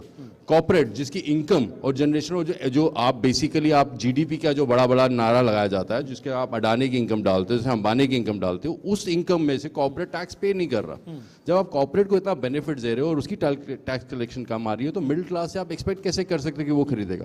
कॉर्पोरेट को खरीदनी होगी वो मेबैक खरीदेगा, मिडिल क्लास ने खरीदनी होगी उसे मारुति खरीदनी है, उसकी मारुति तो वो परचेज नहीं कर पा रहा। एक चीज जो देश की जब ओवरऑल डेवलपमेंट की हम बात कर रहे हैं, कल जो इकोनॉमिक सर्वे में जो हमने आपसे कहा भी शुरुआत में कि 6.3 to 6.8% जीडीपी रहने की बात है, सरकार कह रही है कि वी आर द टॉपेस्ट, ये जो नंबर लेकर आ रहे हैं। अमेरिका, जापान 1.1 है जो डेवलप्ड नेशन की कैटेगरी में।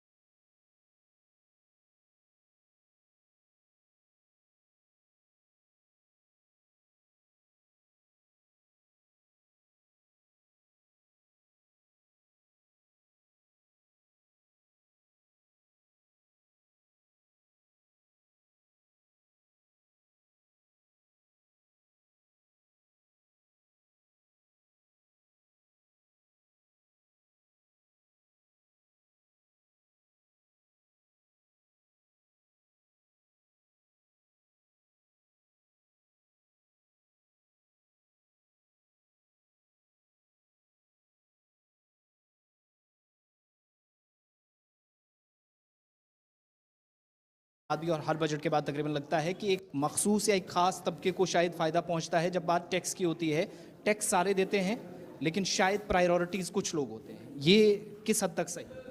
देखिए, सभी लोग टैक्स नहीं देते, इनडायरेक्ट टैक्स जो है वो सभी देते हैं जैसे जीएसटी है या अदर टैक्सेस हैं। डायरेक्ट टैक्सेस लिमिटेड लोग देते हैं।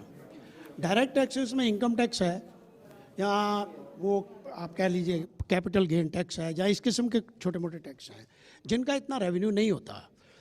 पूरे भारत में 3 करोड़ लोग हैं जिनकी 10 लाख से ऊपर इनकम है और वो टैक्स देते हैं, ठीक है। 9 करोड़ टोटल लोग टैक्स पे ही हैं। 9 करोड़ में 6 लाख ऐसे लोग हैं, 6 करोड़ ऐसे हैं जो जहाँ तो रिटर्न भरते हैं, वो जहाँ तो ज़ीरो का भरते हैं, यहाँ नॉमिनल टैक्स देते हैं। तो मैं ये कहता हूँ कि 3 करोड़ आदमियों का टैक्स स्लैब, डायरेक्ट टैक्सेस में टैक्स स्लैब कम करने से कोई इकोनॉमी में बड़ा ज़्यादा फर्क नहीं पड़ने वाला। होता क्या है कि आप महंगाई पर अगर कंट्रोल करते हैं, महंगाई कंट्रोल होने से लोगों के पास पैसा बचता है और वो डिस्पोजेबल इनकम बनती है। आप सैलरी क्लास या इनकम टैक्स पेई के पास अगर अवेलेबल भी इनकम है तो उससे कोई बड़ा ज़्यादा फर्क नहीं पड़ने वाला। तो मैं समझता हूँ कि एम्प्लॉयमेंट जनरेशन सबसे बड़ी बात है। अगर एक घर में एक आदमी कमाने वाला है तो कुदरती बात है अगर 6 लोग हैं उसके, तो 6 लोगों में उसको सपोर्ट करना है तो उसके पास डिस्पोजेबल इनकम कम होगी। तभी तो हमारा पिछले कुछ सालों से जो इकोनॉमिक ग्रोथ है थोड़ा स्लो डाउन हुआ। उसका रीज़न है कि डिमांड कम हुई। डिमांड इसलिए कम हुई कि लोगों के पास पैसा नहीं था, क्योंकि अनएम्प्लॉयमेंट का जो इशू है वो एग्रीवेट हुआ है। अब अनएम्प्लॉयमेंट का इनकम जनरेशन अगर होगी, एम्प्लॉयमेंट के नए नए रिसोर्सेज बनेंगे। अब सरकारी नौकरी से तो नहीं ना बनता सब कुछ। लोगों को ऐसा इन्वायरमेंट, अब जैसे हमारा कौशल विकास है, मीन स्किल डेवलपमेंट है। India is the poorest country in skill development. China का अगर कंपैरिजन करें तो हम बहुत पीछे हैं। आप ये देखिए कि हमारे पास स्किल्ड लेबर ही नहीं है। अगर इंडस्ट्री की बात हमारे इंडस्ट्रियल कर रहे थे, हमारे लेबर इंसेंटिव अगर कोई काम करना हो तो उसके लिए हमारे पास टेक्निकल या स्किल्ड लेबर नहीं है।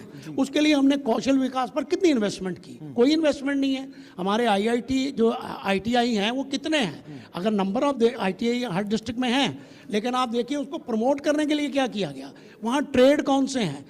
प्लम्बिंग है, कारपेंट्री है, आप देखिए ना कितने स्किल हैं, टर्नर है। उस पर कभी सरकार ने युवाओं को इस तरफ मोटिवेट करने के लिए कोशिश ही नहीं की, क्योंकि हमने वाइट कॉलर को ज़्यादा प्रमोट किया है।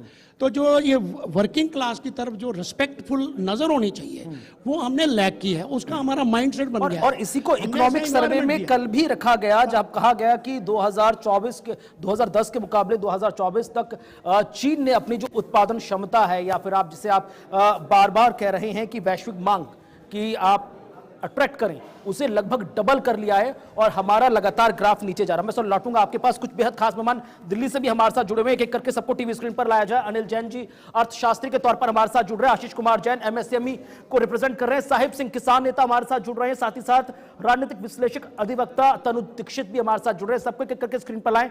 अनिल जी, शुरुआत आप ही से कर रहा हूं। एज एन इकोनॉमिक एक्सपर्ट कैसे आप एनालाइज कर रहे हैं? आउट ऑफ 10 कितने नंबर देंगे सरकार के 1.5 घंटे के लंबे चौड़े भाषण को आप?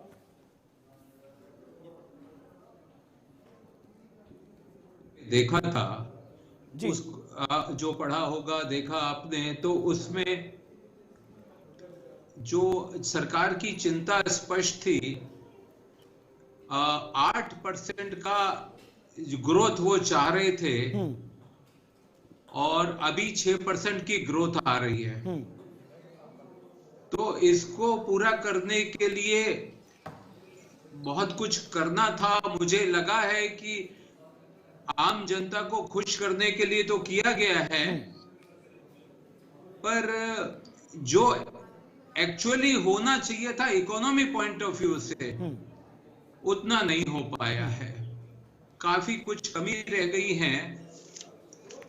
एक मिडिल क्लास को खुश करने के लिए वो जो रेट बढ़ाए गए हैं, 12 लाख के ले गए हैं, उससे कोई सब्सटेंशियल बेनिफिट इकोनॉमी को नहीं हो सकता, क्योंकि हमें तो इकोनॉमिक डेवलपमेंट करना है देश में, और इकोनॉमिक डेवलपमेंट करने के लिए ये जो डेफिसिट फाइनेंसिंग है इसको कम करना बहुत जरूरी है। कम करने की कोशिश की गई है। 4.8 से 4.4 ला रहे हैं, अभी भी ज्यादा है। और अगर ये डेफिसिट फाइनेंसिंग कम नहीं होती है तो ये जो रुपया हमारा डेप्रिशिएट कर रहा है 86-87 पे आ गया है, तो ये कंटिन्यू करेगा। और नो डाउट सर, हमने आपको कई मौकों पर देखा है सरकार के साथ जो इकोनॉमिक पॉलिसीज हैं उसमें आप डायरेक्टली इन्वॉल्व रहे हैं। कई वर्ल्ड इकोनॉमिक फोरम्स को भी आप अटेंड कर चुके हैं। अब सरकार ये जो कह रही है कि 6.3 to 6.8 का हमारा जीडीपी रहने वाला है और नेक्स्ट 20 इयर्स तक हमें 8 की कंसिस्टेंसी चाहिए जीडीपी की, तो 2047 वाला जो लक्ष्य है वो तो 2060 पहुंच गया। फिर बिल्कुल आप सही कह रहे हैं। ये जो टाइम फ्रेम कल आपने देखा, ये कहीं इसको इस बजट में एड्रेस होता हुआ नहीं दिखा है मेरे को। वापस आप कह रहे हैं कि आपका जो बोरोइंग है almost 30% of the total revenue है। आपका जो एक्सपेंडिचर 47 लाख करोड़ का बताया आपने, उसको आप 11 लाख करोड़ रुपया और बोरो करेंगे। इंटरेस्ट लायबिलिटी फिर बढ़ेगी, रीपेमेंट लायबिलिटी फिर बढ़ेगी, तो कैसे आपके इकोनॉमिक जो कंट्रोल आएगी? हमारे को ज्यादा से ज्यादा जो डेफिसिट फाइनेंसिंग है वो 2% से ऊपर नहीं होनी चाहिए। तो मुझे लगता है कि गवर्नमेंट को भी अमेरिका से जो क्लू लेके एक department of efficiency on expenditure वो फॉर्मेट करना चाहिए कि ये जो 47 लाख करोड़ रुपए हम खर्च कर रहे हैं इसमें कहां बचत हो सकती है, कैसे हो सकती है, कितना जरूरी है। और ये जो 11 लाख करोड़ रुपया आप और लोन लेने का, या टोटल 14 लाख करोड़ रुपया और लोन ले रहे हैं जी, 11 लाख करोड़ रुपया ठीक है सर, ठीक है। तनुज जी भी हमारे साथ जुड़े हुए हैं, पॉलिटिकल एनालिस्ट हैं। तनुज जी, कैसे आप देख रहे हैं ये बजट?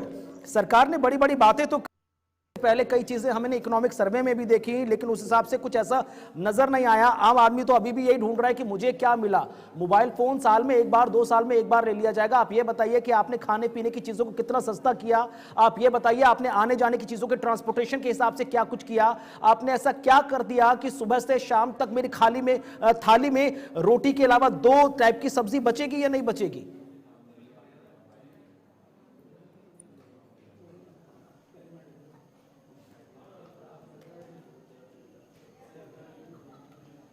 विशेष तरीके के ऐलान हमने आज इस बजट में देखे हैं, जिसमें लगभग 12 लाख तक की कमाई पर कोई टैक्स नहीं है। साथ में जो स्टैंडर्ड डिडक्शन होता है 75,000 रुपए का सैलरी के लिए, वो अलग से है। तो ऐसा देखा जाए तो लगभग 12,75,000 तक की जो सैलरीड एम्प्लॉयड है, उन लोगों को फायदा इसमें कहीं ना कहीं दिखाई देता है। बुजुर्गों के लिए टैक्स की छूट डबल की गई है, ये बहुत बड़ा एक चीज है। टीडीएस की सीमा जो है, टीडीएस की 10 लाख रुपए तक की सीमा कर दी गई है। तो ये भी देखिए एक बहुत बड़ा प्लस पॉइंट है। प्रीवियस देखे, अच्छा हम देखते थे कि 1 साल के बाद आईटीआर फाइल्स नहीं हो पाते थे। जनरली कई बार जो मध्यम वर्गीय परिवार है या निम्न वर्गीय परिवार है, उनमें कहीं लोन लेते हैं तो 3 साल के जहां पेपर्स लगते हैं आईटीआर के, ऐसे में उनको बड़ी दिक्कत आती थी। ऐसे में 4 साल के आईटीआर एक साथ भरने का भी छूट दी गई है। ये बहुत बड़ा पहलू इसमें नजर आता है। बिहार के लिए अगर बात करें तो बहुत ही उत्कृष्ट रूप से जिस तरीके से मखाना बोर्ड और साथ ही साथ कई सारे उसमें प्रायोजन दिखाई देते हैं। साथ में अगर हम बात करें तो इसमें एक जो टीडीएस की छूट की, जो मैंने आपको बताया था किराया आमदनी होती है, उस पर भी 6 लाख रुपए तक की टीडीएस की छूट इस बजट में दी गई है, जो कि अपने आप में बहुत बड़ी बात है। साथ में मोबाइल बैटरी को बिल्कुल पूर्ण रूप से इसमें छूट दी गई है, जिससे आने वाले समय में इलेक्ट्रॉनिक व्हीकल्स और मोबाइल फोन्स बेहद सस्ते होंगे 1 साल में। मतलब लगभग 20 से 30% हमको फर्क देखने को मिलेगा। ईवी के सेक्टर में लिथियम बैटरी। न्यूज रूम में जो तमाम मेहमान एक करके उनके पास रुक करते हैं सर, क्योंकि शुरुआत में आपने बड़ी निराशा जाहिर की थी। आपने कहा था कि भाई हमें अलग से स्पेशल पैकेज की उम्मीद थी, जैसे लास्ट टाइम दिखा था कि आंध्रा को 23,500 करोड़ का और बिहार को 15,000 करोड़ के पैकेज का ऐलान हुआ। इस बार जम्मू कश्मीर को बहुत उम्मीद थी। आम जनता तो कह रही कि इंफ्रास्ट्रक्चर के डेवलपमेंट के हिसाब से हम जम्मू कश्मीर को लगातार सुर्खियों में देख रहे हैं। कभी ट्रेन जा रही है, कभी बड़े बड़े ब्रिज बनकर तैयार हो रहे हैं, अभी फ्यूचर में एक टनल का भी इनॉग्रेशन हो रहा है। इंफ्रास्ट्रक्चर ओवरऑल डेवलपमेंट तो हो रहा है, अलग से स्पेशल पैकेज।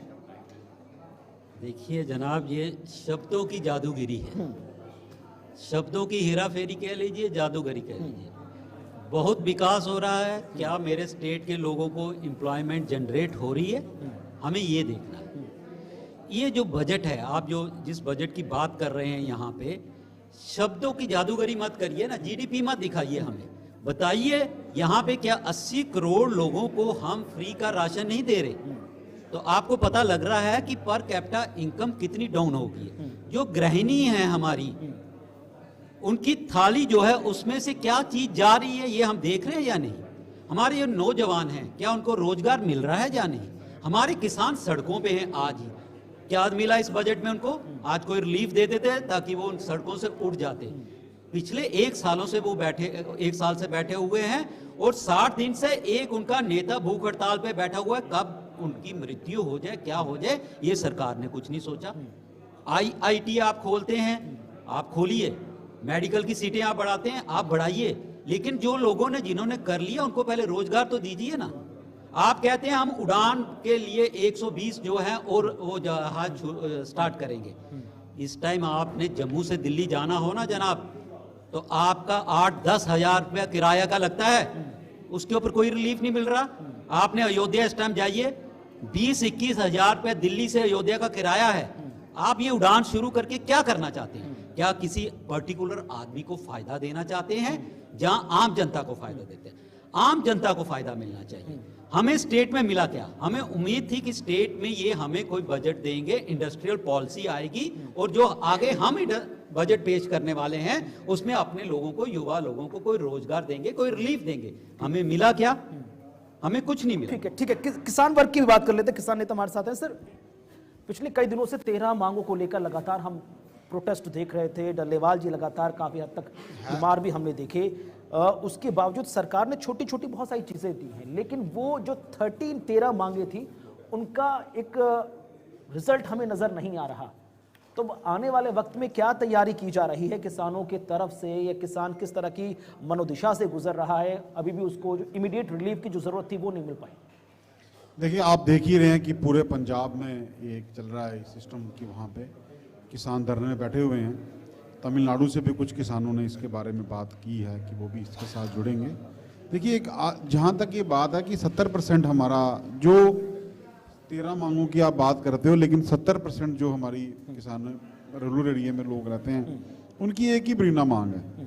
सरकार ने बेशक पहले 2-3 प्रोडक्ट्स पे MSP होती थी, उसको बढ़ा के बड़ी सारी प्रोडक्ट्स पे रख दिया, लेकिन हम ये चाहते हैं कि अगर सरकार देना भी चाहती है, दे भी रही है, इसको इंश्योर कर दीजिए ना जी, ताकि बार बार हमें इस चीज़ के लिए आपसे मांगे ना माननी पड़े, आपसे बहस ना करनी पड़े, ना हमें डिपेंडेंट रहना पड़े। हमें पता है कि ये चीज़ एक डॉक्यूमेंटेड है कि भाई आपको एश्योर MSP कंटिन्यू मिलेगी। ठीक है ना जी।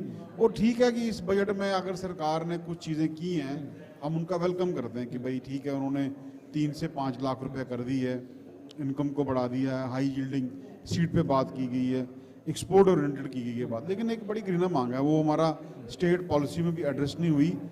HADP एक पॉलिसी हमारी सरकार ने बनाई है, और आप देख रहे हैं यहाँ पे एग्रीकल्चर इंफ्रास्ट्रक्चर फंड में आप देखिए कि सेंट्रल गवर्नमेंट से भी पैसे आ रहे हैं और एशियन डेवलपमेंट बैंक भी पैसे दे रहा है उसमें, लेकिन जम्मू की बासमती का जिक्र उसमें नहीं हुआ। ये कोई पॉलिटिकल बात नहीं मैं कर रहा, आपसे बड़ी इंपॉर्टेंट बात कर रहा हूँ। पॉलिटिकल बात के लिए हमारे पास नहीं, मैं आपसे एक बात बता रहा हूँ कि भाई हमारी जम्मू की जो बासमती है,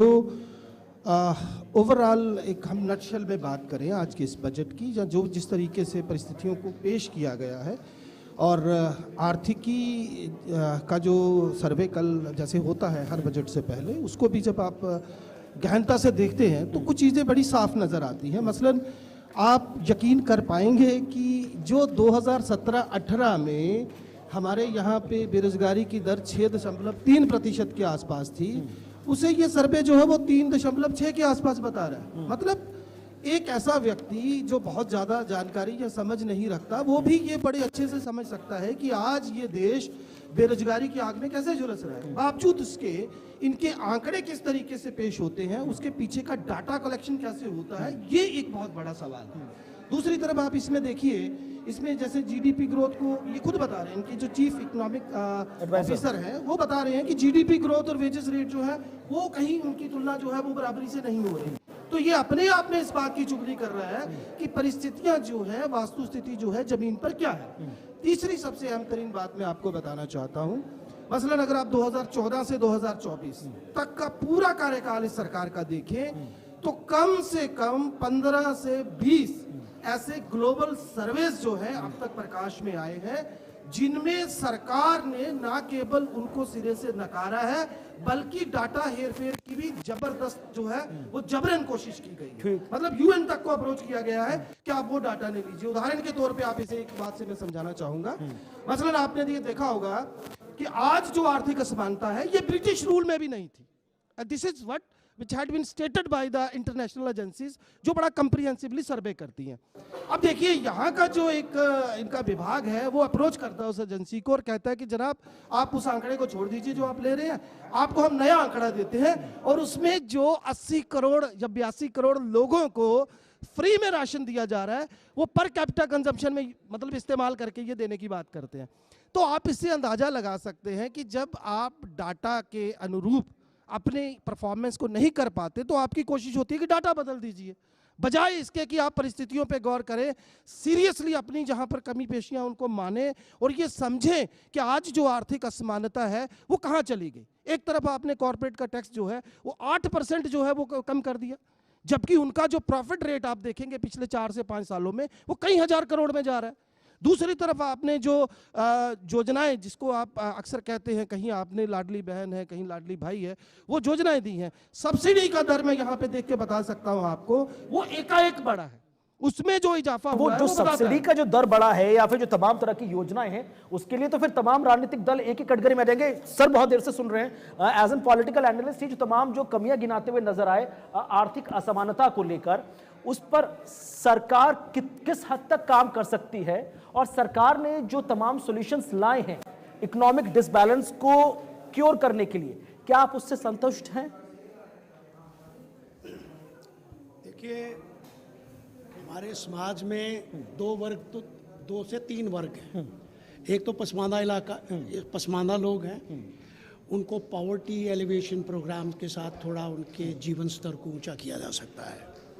मध्यम वर्ग है, मध्यम वर्ग आप देखिए तो आपकी इकोनॉमी का जो मेन पिलर है वो रेवेन्यू जनरेशन के लिए भी वही इम्पॉर्टेंट है और कंजम्पशन के लिए भी।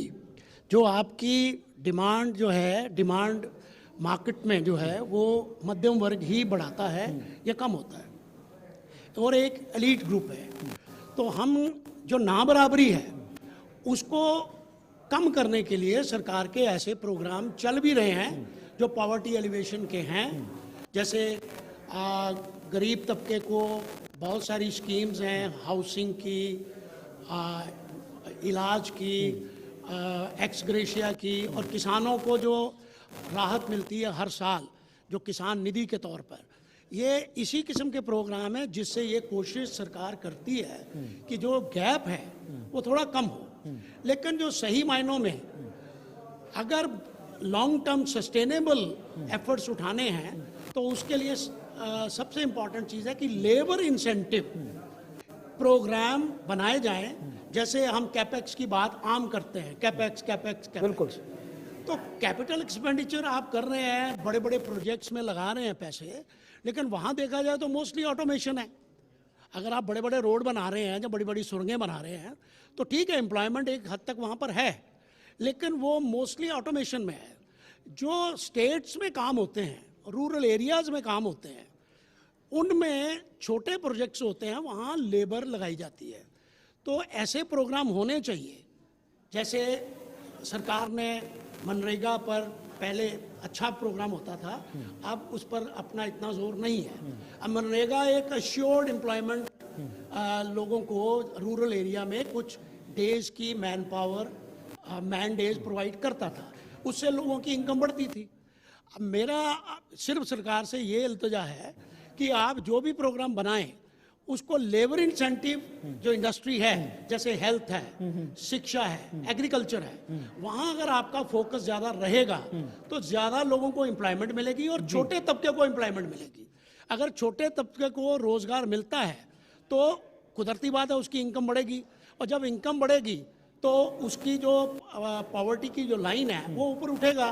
ठीक है, जो पॉवर्टी एलिवेशन के प्रोग्राम है अपनी जगह चलते रहेंगे, लेकिन एम्प्लॉयमेंट जनरेशन उस पर फोकस होना चाहिए और इस तरीके का होना चाहिए कि लोगों को जमीन पर उसका फायदा मिले। ठीक है, आपके बगल में सर बैठे हैं, एमएसएमई को रिप्रेजेंट करते हैं। सर, एमएसएमई बहुत इंपॉर्टेंट सेक्टर है। जब हम एम्प्लॉयमेंट की ग्रोथ की हम बात करते हैं, एज एन आप लोग लेबर्स रखते हैं, लेबर्स रिफॉर्म्स को लेकर बहुत सारी चीजें सामने आ रही हैं कि डीरेगुलराइजेशन किया जाएगा, बहुत ज्यादा रेगुलर नहीं है चीजें तमाम।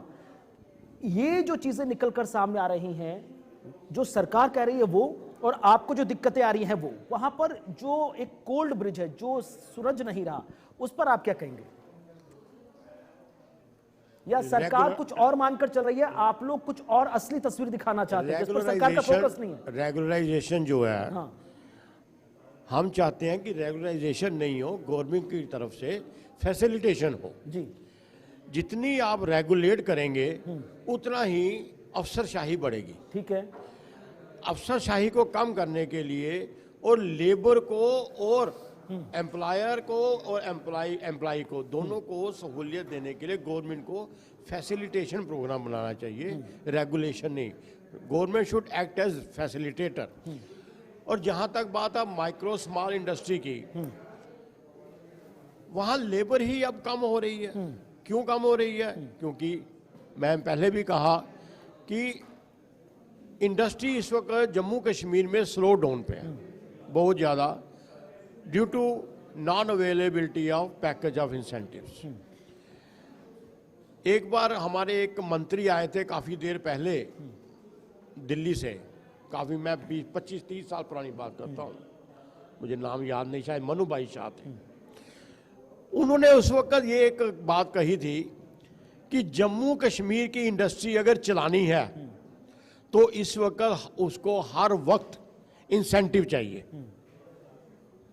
इस वक्त इंसेंटिव की बहुत कमी है, और जो गवर्नमेंट अनाउंस करती है उस पे भी इम्प्लीमेंटेशन जो है इंटरव्यू लेटर एंड स्पिरिट नहीं हो रहा। हमें इस बजट में बहुत उम्मीद थी कि एक बड़ा पैकेज दिया जाएगा जम्मू कश्मीर की इंडस्ट्री को रिवाइव करने के लिए।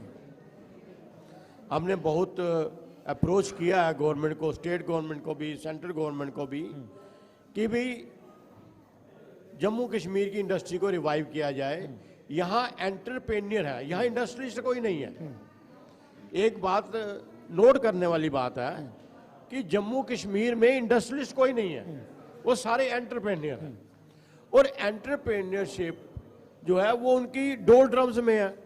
उनकी इंडस्ट्री जो है, जिसे किसी ने 10 आदमी रखे हैं, किसी ने 5 रखे हैं, किसी ने 20 रखे हैं, लेकिन आज उसकी फैक्ट्री चल नहीं रही है, उसके पास सेल नहीं है, उसके पास काम नहीं है, वो compete नहीं कर पा रहा नेशनल प्लेयर्स के साथ।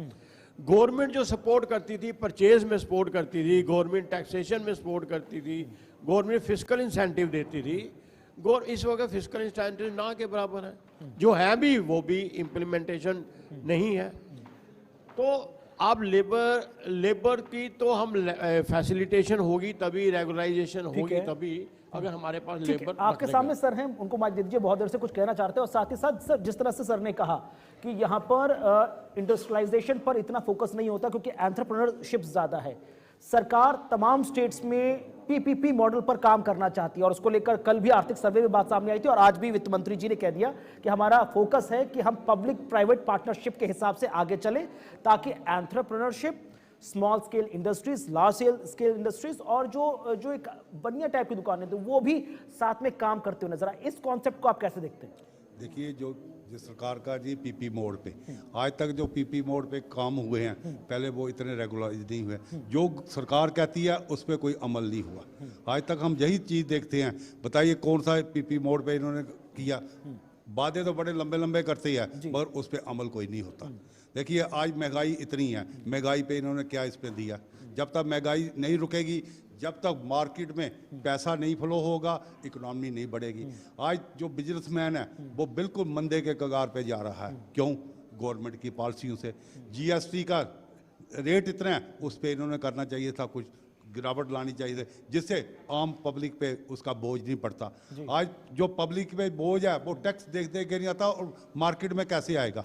आज जो मार्केटों की हाल देख रहे हो उस पर उसकी बहुत ज़्यादा मंदी है और इस पे गवर्नमेंट को कुछ करना चाहिए था, इस पे फोकस करना चाहिए था। अब जम्मू कश्मीर का देखिए, मैं बिजनेसमैन हूँ, अब जम्मू कश्मीर में जो भी रेलें चल रही हैं, जो भी चल रही हैं वो जम्मू से कटरा से चल रही हैं और जम्मू का व्यापार कैसे बढ़ेगा? जम्मू में व्यापारी कैसे उठेगा? इन चीज़ों पर गवर्नमेंट को सोचना पड़ेगा और इन चीज़ों पर देखना पड़ेगा। जब तक इन चीज़ों पर कुछ सोच नहीं होगी, जैसे इन्होंने ये भी कहा, जैन साहब ने कहा कि जिस चीज़ को भी अफसरशाही जिसमें कम होती है उसमें बहुत ज़्यादा ठीक होता है, जिसमें अफसरशाही ज़्यादा होती है उसमें व्यापारी भी परेशान होता है। इन्होंने इतना इसको सिंपलीफाई करना चाहिए हर चीज़ों को, जिससे लोगों को राहत मिले।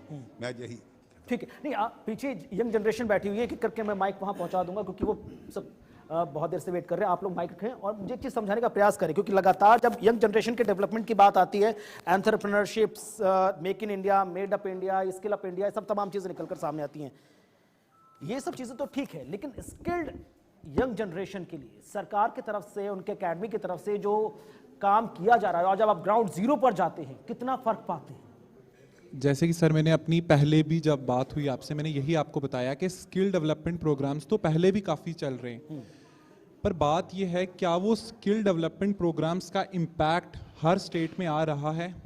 तो जैसे हम अपनी जम्मू कश्मीर की बात करें तो स्किल डेवलपमेंट का कुछ खास इम्पैक्ट हो नहीं रहा, क्योंकि प्राइवेट सेक्टर एग्जिस्ट ही नहीं करता कि जब वो हमारा यूथ अगर स्किल डेवलपमेंट लेकर भी जाता है, वो स्किल्ड भी हो जाता है, तो वो कहाँ जाएगा आके जहाँ पे उसको कहीं एट दी एंड तो वो जॉब के लिए ही ट्राई करेगा ना स्किल लेके।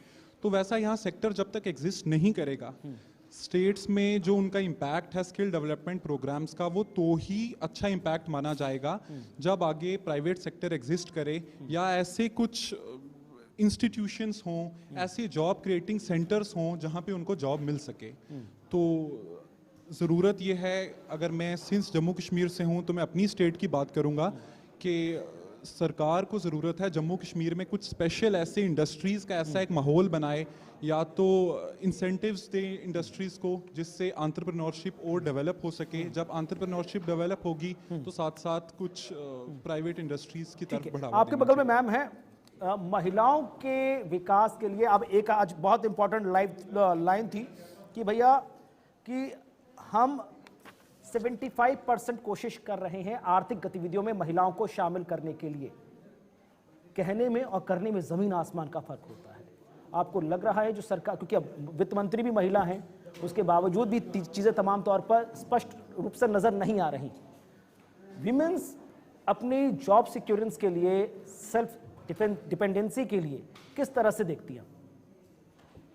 सर, अगर सेक्टर में जैसे अगर बजट की बात करें तो गवर्नमेंट तो कह रही है कि हम वीमेन के लिए एम्प्लॉयमेंट्स क्रिएट करें, और एम्प्लॉयमेंट अगर आ भी रही है, एंटरप्रेन्योर की ही बात करें, पर एंटरप्रेन्योरशिप में भी कितनी ही फीमेल्स हैं जो एंटरप्रेन्योर्स हैं अगर हम बात करें, या फिर हम IITs में भी अगर जाएं तो भी फीमेल पार्टिसिपेशन काफ़ी कम है। तो उससे भी मतलब जॉब्स अपॉर्चुनिटीज़ तो अवेलेबल हैं, इवन दो गवर्नमेंट भी वर्क कर रही है, पर स्टिल हमेशा एक लूप होल है कि फीमेल पार्टिसिपेशन इतनी नहीं है। ठीक है, ठीक।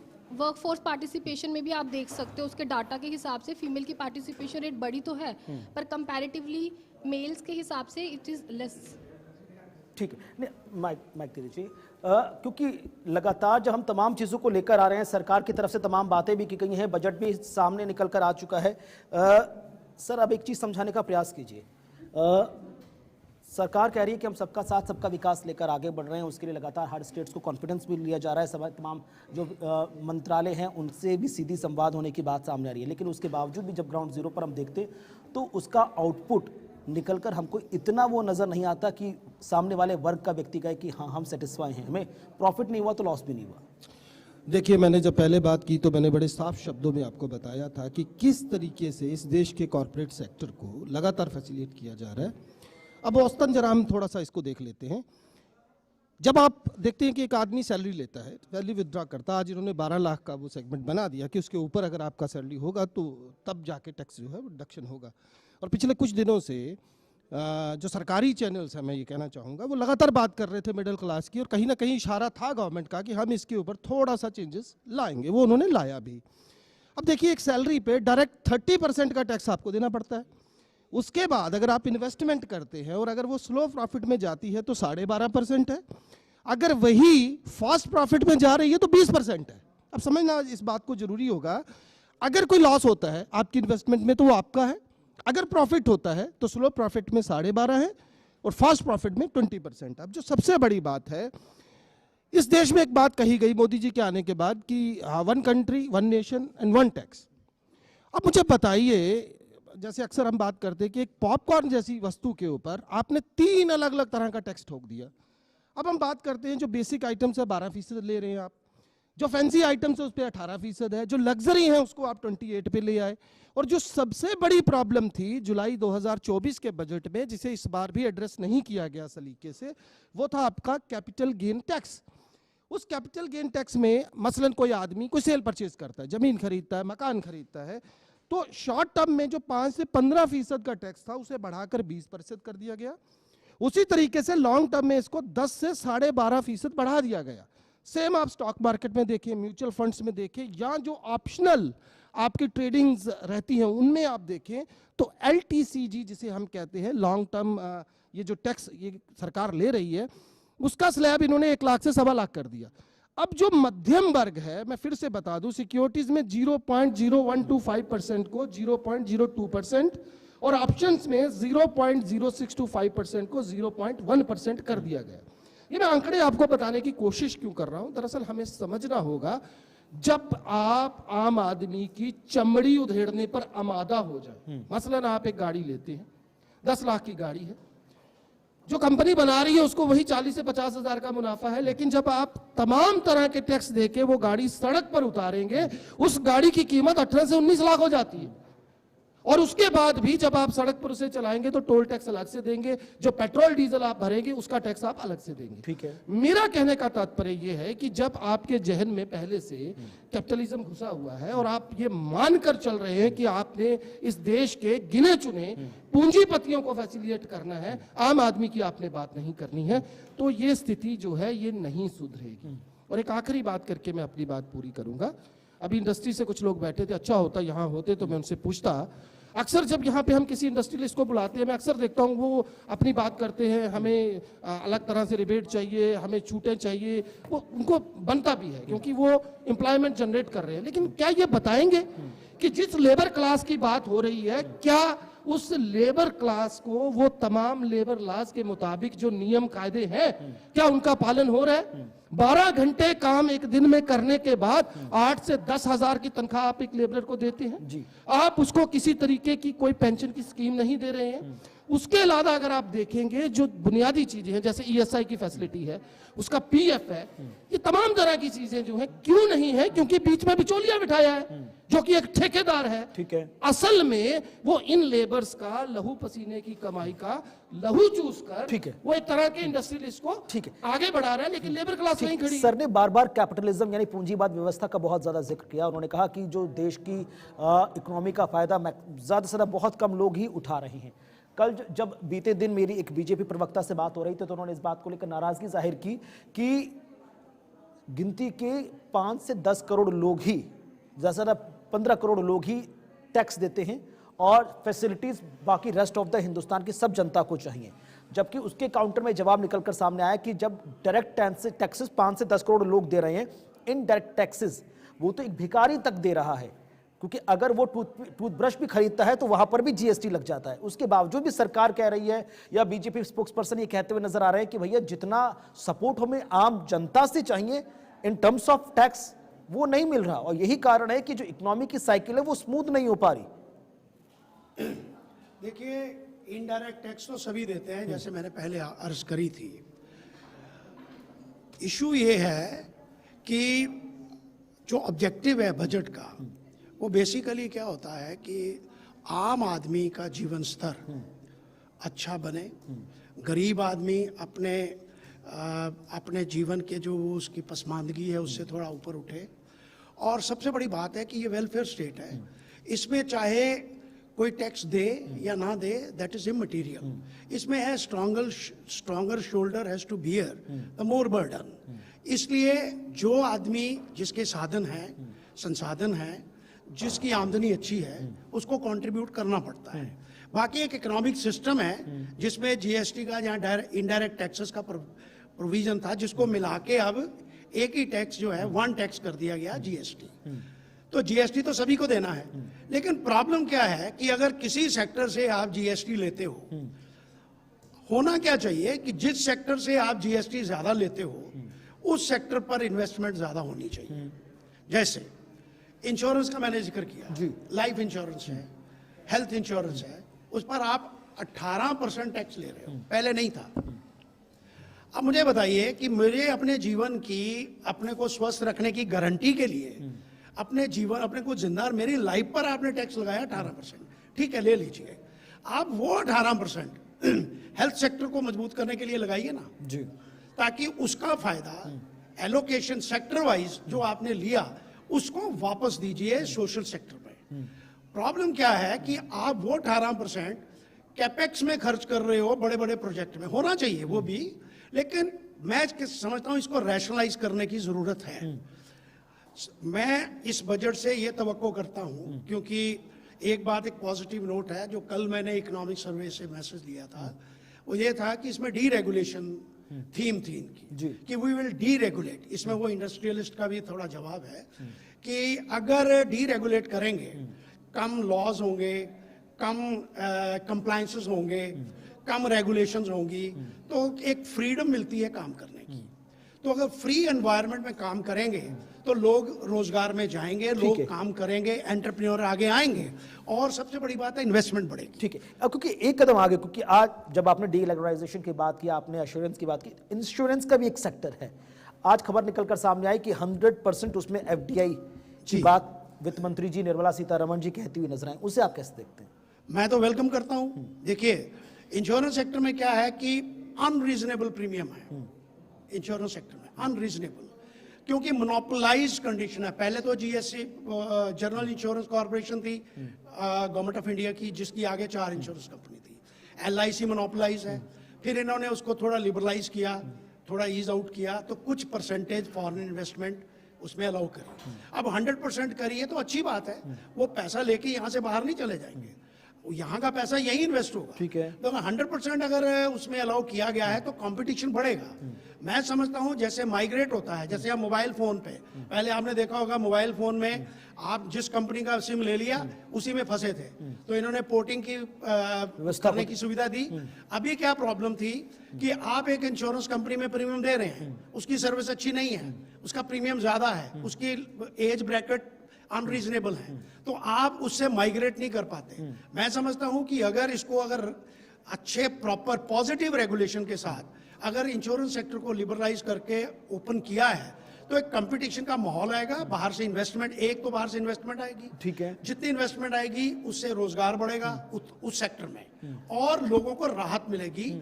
लोगों का प्रीमियम जो है, देखिए प्रीमियम एक बहुत अमाउंट है, ठीक है, अगर एक इंश्योरेंस, हेल्थ इंश्योरेंस का 40 से 50 हजार रुपया प्रीमियम देना पड़े और कल वो 40 देना पड़े या 35 देना पड़े, तो 15,000 रुपया उसकी सेविंग हुई क्या नहीं, और वो 15,000 उसके लिए डिस्पोजल इनकम बन जाएगी। तो मैं समझता हूँ ये इसको वेलकम किया जाना चाहिए। देयर आर पॉजिटिव अनाउंसमेंट्स, ये अच्छी बात है, डीरेगुलेशन होनी चाहिए। और सबसे बड़ी बात है, अगर जो इनका डिक्लेयर्ड ऑब्जेक्टिव है, ठीक है, कि हमने 2047 में इसको विकसित राष्ट्र बनाना है, तो उसके लिए इनको 8% ग्रोथ कंसिस्टेंटली चाहिए 20 साल के लिए। तो अभी इन्होंने जो टारगेट रखा है 6.78 का, जो भी है अभी तो ठीक ही है, हमारी बाकियों से पूरे वर्ल्ड में सबसे ज्यादा अच्छी हमारी टॉप पर है। तो अगर हम उसको मेंटेन करते हैं तो कुदरती बात है कि हमारी ग्रोथ होगी। और मैं ये समझता हूं कि अगर उसको अचीव करना है तो ऑनेस्टली महंगाई को काबू रखना पड़ेगा, फाइनेंशियल जो डेफिसिट है उसको कंट्रोल में रखना पड़ेगा, और जो वेलफेयर स्कीम्स हैं हमारी, एम्प्लॉयमेंट जनरेशन के नए नए साधन ढूंढने पड़ेंगे।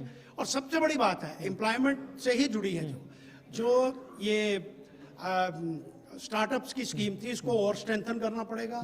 MSME जो सबसे बड़ा कंट्रीब्यूटर हो सकता है एम्प्लॉयमेंट का जी, उसको मजबूत करना पड़ेगा, वर्सटाइल करना पड़ेगा, ठीक है। फैसिलिटेट इससे पहले कि इस सेशन और को रिसर्च में एक मिनट, रिसर्च और R&D में पैसा खर्चें, क्योंकि इसमें सिर्फ 500 करोड़ देने से AI में कुछ नहीं होने वाला। AI है, आपको ये पता, ब्लॉकचेन टेक्नोलॉजी है, आप क्वांटम कंप्यूटिंग है, इसमें रिसर्च R&D में जो इंडिया बहुत पीछे है। अगर चीन की हम बात करते हैं तो चीन ने बहुत पैसा खर्चा है इसमें, तभी वो आगे आए हैं। अगर हम उसमें पीछे रहेंगे, इस पर जरूर ध्यान देने की जरूरत। आप कुछ पॉइंट ऐड करना चाहेंगे कि इससे पहले कि हम इस सेशन का समापन करें और अगले सेशन की तरफ रुख करें, कुछ और पॉइंट, क्योंकि इन्होंने कहा कि एम्प्लॉयमेंट पर आपको काम करना पड़ेगा, आपको फिजिकल डेफिसिट पे आपको काम करना पड़ेगा, आपको महंगाई को काबू में रखना पड़ेगा, आपको MSME पर बहुत ज़्यादा फोकस करना पड़ेगा, तब जाकर आप विकसित भारत के सपने, तो चलो अलग बात है, लेकिन एक आम व्यक्ति को आप खुश कर पाएंगे। इसके अलावा कोई और चीज़? देखिए, मैं फिर से कहना चाहूँगा कि जब हम बात करते हैं किसी भी तरीके के बजट की, और सर्वेक्षण में सबसे पहले हमें ये देखना होगा कि जो पहले की परिस्थितियां देश की आर्थिक तौर पर थी वो क्या थी। मसलन MSME की ये बात करते हैं, मैं एक उदाहरण के साथ बताना चाहूँगा। KVIC वाले 10 लाख का लोन देते हैं, जिससे शुरुआत होती है विदाउट कोलेटरल सिक्योरिटी। आपको जब सिक्योरिटी के लिए जाना है, सब्सिडी के लिए जाना है, तो आपको कम से कम अपने खाते में 8 मुलाजिमों को एम्प्लॉयड शो करना है, अन्यथा आपको सब्सिडी नहीं मिलेगी। उसमें भी थर्ड पार्टी है जो बिना पैसे के, बिना रिश्वत के वो सब्सिडी जारी नहीं करती, और मैं इसका भुक्तभोगी रहा हूं। अब दिक्कत क्या है कि वही 8 लोग जो है, जिनको वो आप रिकॉर्ड पे एम्प्लॉयड शो कर रहे हैं, उन्हीं को आप बेरोजगारी की दर से जोड़कर देखेंगे। ठीक है, मैं आपसे केवल 3 से 4 मिनट लेकर आपको कुछ डाटाज आपके सामने रखना चाहता हूं, ताकि वास्तुस्थिति क्या है इस देश की वो समझ में आए। ह्यूमन डेवलपमेंट इंडेक्स जो हमारा UNDP इंडेक्स था, उसमें हम 130th से 134th रैंक में आए out of 188। Economist intelligence unit democracy index जो था, जिसमें सिविल लिबर्टीज थी, प्लूरलिज्म था, पॉलिटिकल कल्चर था, वो 2014 में हमारा रैंक 27 था, जो 2024 में 47th चला गया, यानी कि 20 पायादान हम नीचे आए। करप्शन परसेप्शन इंडेक्स में हम 85th थे, जिससे हम 93 पे चले गए आउट ऑफ 180 कंट्रीज। ठीक है, आगे चलिए, global world press freedom index, ये आपके लिए भी जानना जरूरी है, 140th से 159th out of 180 countries. International currency rate, वो आपको पता है $61 से आज हम 85.65 पर हैं। और सबसे बड़ी बात यहाँ पर आप देखिए, वर्ल्ड्स इनइक्वालिटी लैब जो है, जिसका सर्वे बताता है आर्थिक असमानता का, कि ब्रिटिश रूल से भी, जैसे मैंने पहले कहा, ये नीचे चला गया। अब दिक्कत कहाँ है? साल 2023 में 2.25 लाख इंडियंस ने अपनी इंडिया की सिटीजनशिप छोड़ दी। ठीक है, अब प्रॉब्लम कहाँ आई है, मैं वो आपको बताने की कोशिश करूंगा। फरवरी 2020 में यूनियन ये गवर्नमेंट ऑफ इंडिया का, ये तमाम चीजें मिल जाएंगी सर। मेरे पास समय का थोड़ा सा अभाव है, नहीं तो मैं चर्चा को आगे बढ़ाता। अगले सेशन का वक्त हो रहा है, अगला सेशन भी शुरू होगा थोड़ी ही देर में। बजट 2025-26 पर फिर से हम विस्तार को चर्चा को आगे बढ़ाएंगे, और इसी न्यूज रूम में कुछ खास और मेहमान अलग अलग क्षेत्र से जुड़े होंगे, जिनसे समझने का प्रयास करेंगे कि ये बजट आने वाले वक्त में क्या संकेत दे रहा है। छोटा सा ब्रेक, लगातार special non stop coverage budget 2025-26 break की उस पार भी जारी है।